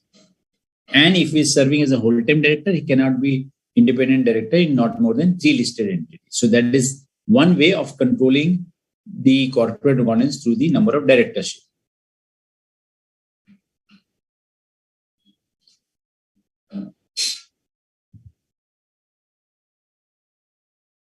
Example, Mr. Akshay Kumar is an independent director in 6 companies.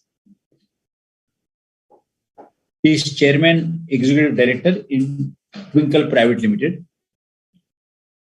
He is also chairman of the remuneration committee in one of the companies. Akshay Kumar approaches you for advice whether he is complying with the regulations of LODR or not. He is an independent director in 6 companies. He is a chairman, executive director in Twinkle Private Limited, and is also chairman of the remuneration committee in one of the companies. So as per law, he can be independent director in 7 companies.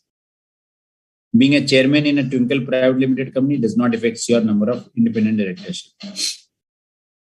So therefore, Akshay Kumar is well within the regulations, rules. Though being a chairman, executive director in Twinkle Private Limited, being a chairman of a remuneration committee does not prohibits him of taking the role of independent director, because he is non-executive director only in one of the listed companies, where is the chairman of the nomination committee, where that is also not clear whether he is executive or non-executive.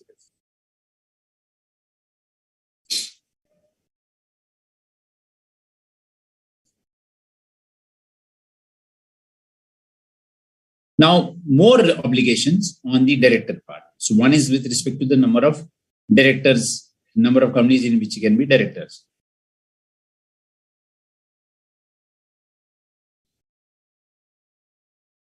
The second restriction,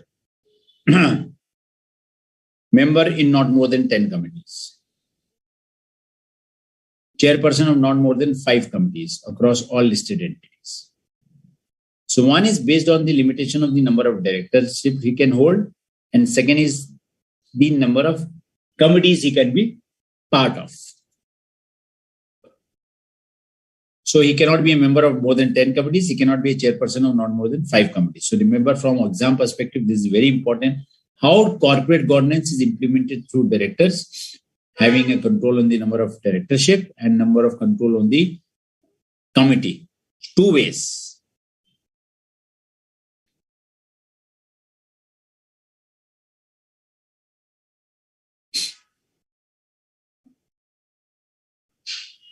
The limit of the committees on which a director may serve on all public limited companies, whether listed or not, shall be included, and all other companies, including private companies and a Section 8 company, shall be excluded.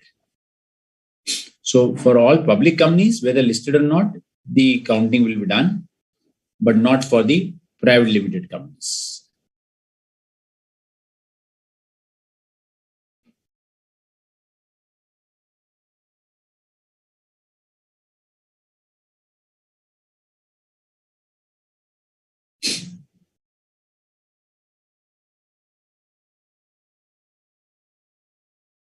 Now, how this information will be given?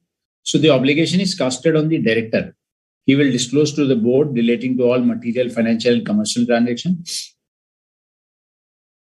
Non-executive director to disclose their shareholding directly or on behalf of others, and the same shall be inserted in notice of general meeting. And all the directors and the senior management person will affirm compliance with the code of conduct on an annual basis. So that is the obligation casted on the directors. With respect to the senior management person, they will give a disclosure to the board that yes, whatever material, financial, and commercial transactions have taken place where they have personal interest.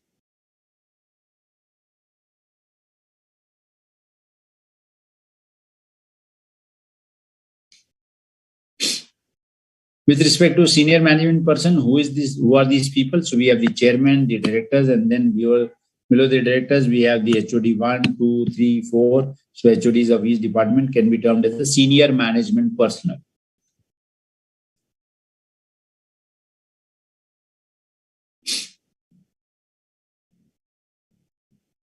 Then the corporate governance can be implemented through information. One is through directors, one is through the committee members. And now we come to corporate governance by providing information.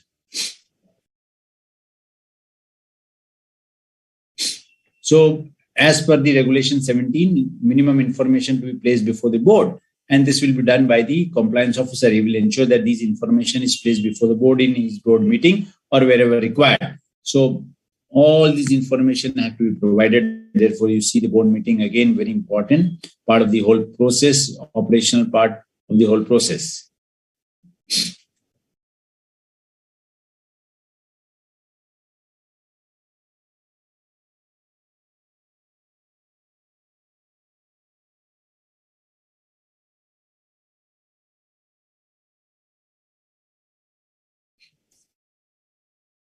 Then what happens, how do we ensure? See, everything is discussed in the board meeting, audit committee, fine. But then even the board members, the audit committee members are not aware of the day-to-day operation. So how do these board members have a reliance on the day-to-day operations of the company? So therefore, they can ask for a compliance certificate from the CEO and the CFO. They can ask for a compliance certificate from the CEO and the CFO to provide them the compliance certificate that all regulations are complied with, and all these statements are representing a true and fair view of the company's affairs. So, and to the best of their knowledge and belief, no transactions have been entered into by the listed entity during which are fraudulent, illegal, or violative of the listed entity's code of conduct. So this will bring in certain kind of comfort level to the independent directors with respect to the day-to-day operations of the company. Then at the end of the quarter, what the board has to give a compliance report on the corporate governance. So therefore, they need to ensure that everything is in proper shape.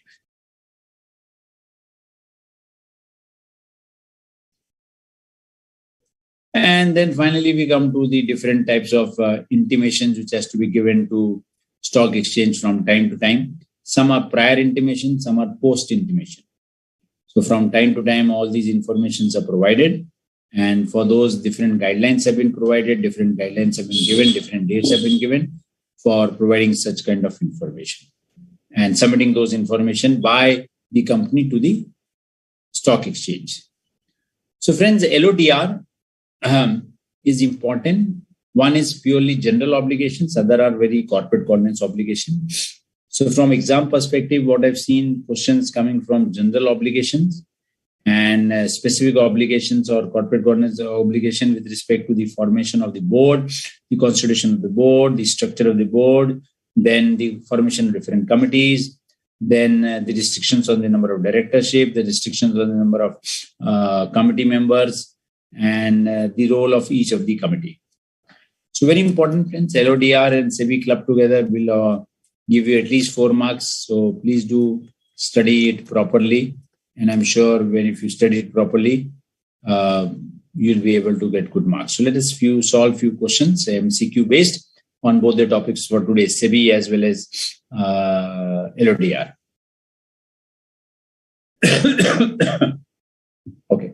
So every listed entity shall constitute a qualified independent committee which consists of a CS acting as secretary to the committee.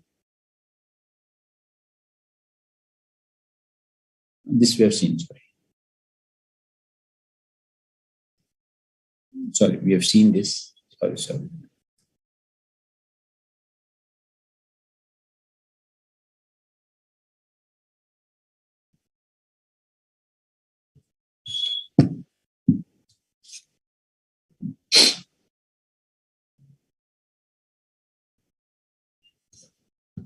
Wait, I'll open up the SEBI part.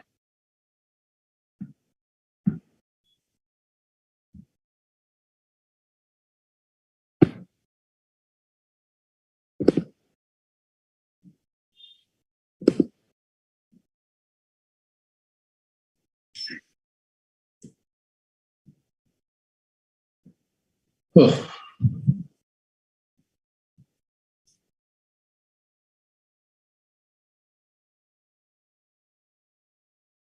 Yes, here is one question. SEBI has imposed a penalty on Hotel Leela Ventures Limited for violation of takeover code. Good.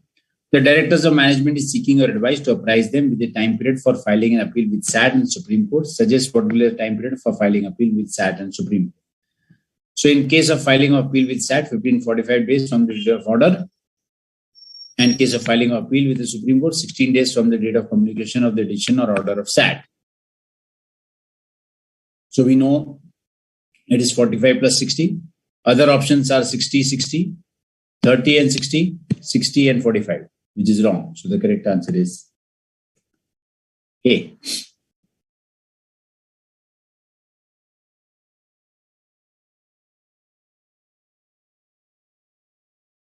SAT shall consist of dash to exercise the powers and discharge the functions. A presiding officer, judicial member, technical member, all of the above. Yes, all of the above.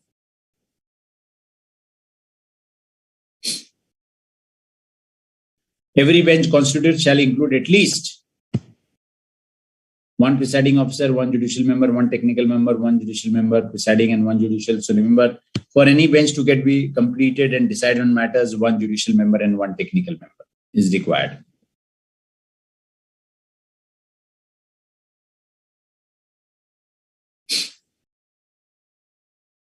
Supreme Court may, if it is satisfied that the applicant was prevented by sufficient cause from filing the appeal within the set period, allow it to file within a further period of not exceeding. Yes, friends, how many days? It shall be 60 days.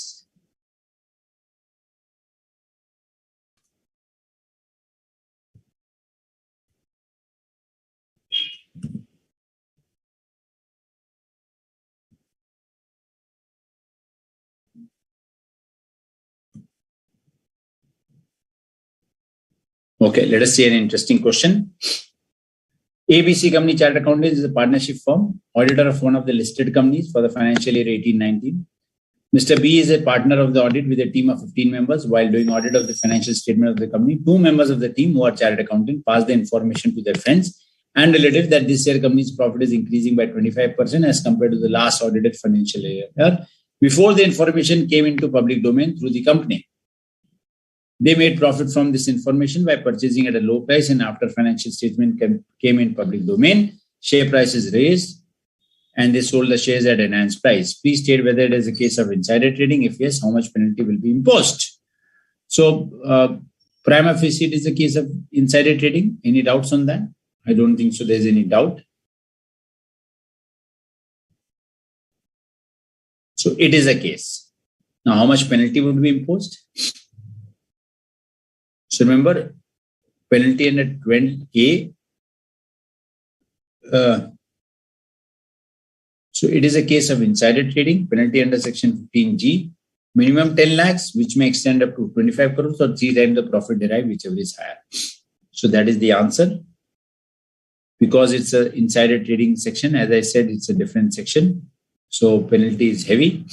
Normally it is, remember, 1 lakh per day, maximum up to 1 crore.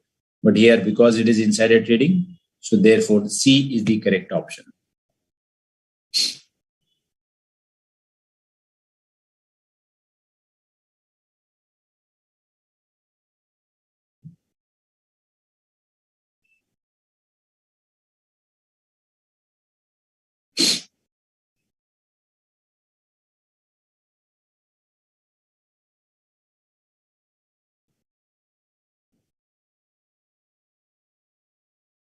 If any listed company or any person who is registered as an intermediary fails to redress the grievances of investor in, then they shall be liable to penalty.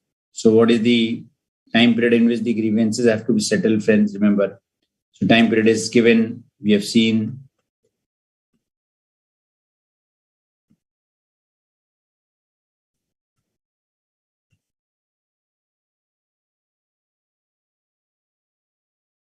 redress the grievances of the investor fails to redress such grievances within the time specified by the board. Within the time specified by the board. So here the answer would be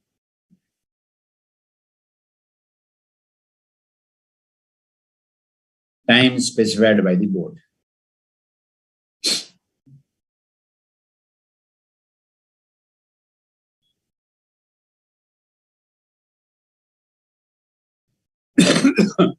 If a person registered as a stockbroker fails to deliver any security, is liable to penalty of. Fails to deliver security, friends.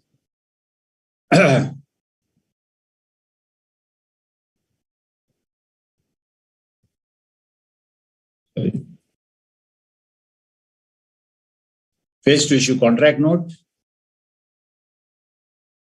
Fails to deliver any security or make payment. Penalty of more than 1 lakh, which may extend up to 1 lakh per day, subject to a maximum of 1 crore.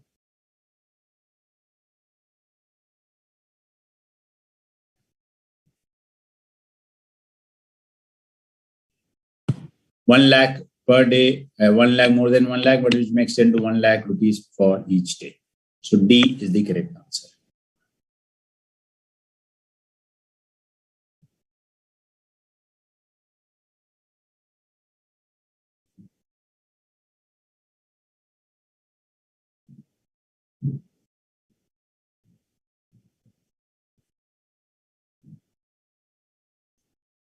Let's see if we have skipped any more questions so that I can.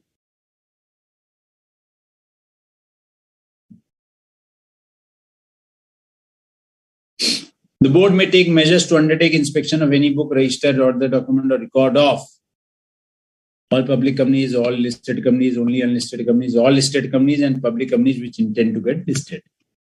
This is the correct answer.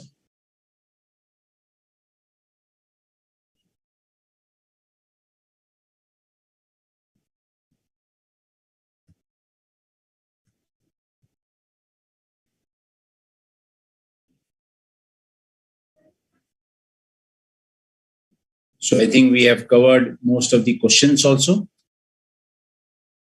and most of the topics, friends. So just to brush up, revise what we have done today and what is important.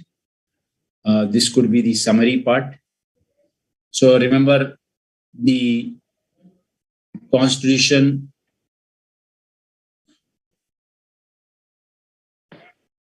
then powers,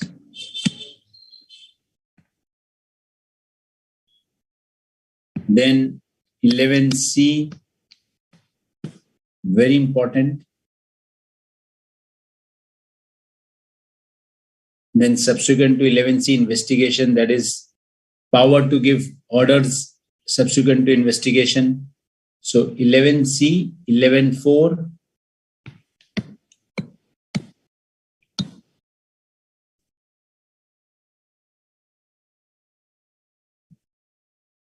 this is general passing orders, 11.4 on inquiry.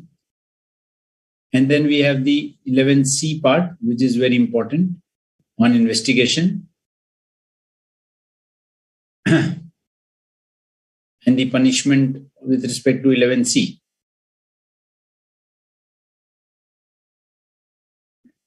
And 11D, Cease and desist proceedings.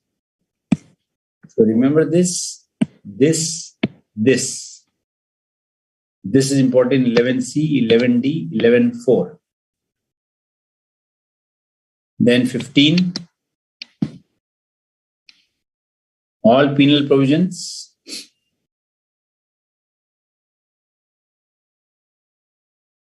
And on what basis the penalty would be imposed. So that section is also important.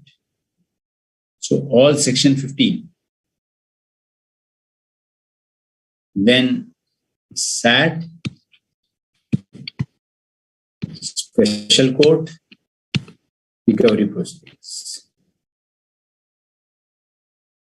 So 11C, 11.4, 11D, 15, SAD, SC, RP, and remember this word, CIS. So if you are able to cover these topics in SEBI, more than enough. SAD, SC, RP, CIS is very easy. 15, we have seen in most cases, penalty is common.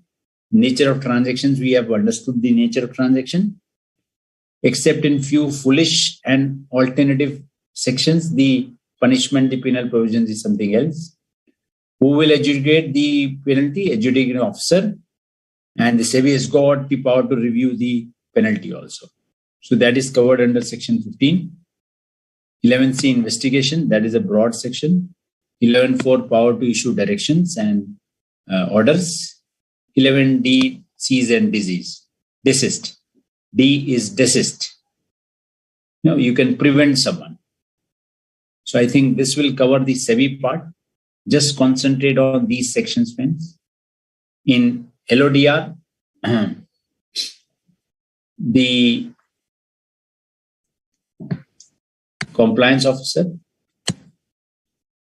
role of compliance officer, applicability, then audit committee, control through directors, CG through directors, CG via directors.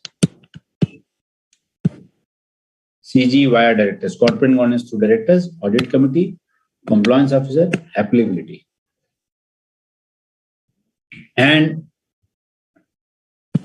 related party transactions. So if you are able to cover these topics, friends, I think even your LODR will be covered. Any questions, friends, which you have, you can raise. Any thoughts? I'll be uploading the lecture tomorrow, both the lectures, the last one and the current one, including the MCQ part, and we can discuss the same if anything in our next class, or you can mail me your queries. Any questions, friends? Mr. Niket, Shailendra, Bhaumik, Rashmi.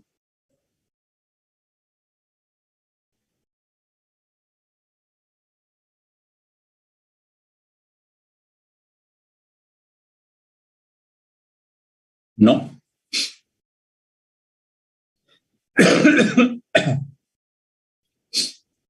So good, and thank you for attending today's lecture. Hopefully you must be revising all your topics under company law. These are all, fast track batches for exam attempt. So hopefully these may be useful for revision purpose only. Thank you and see you in the next class.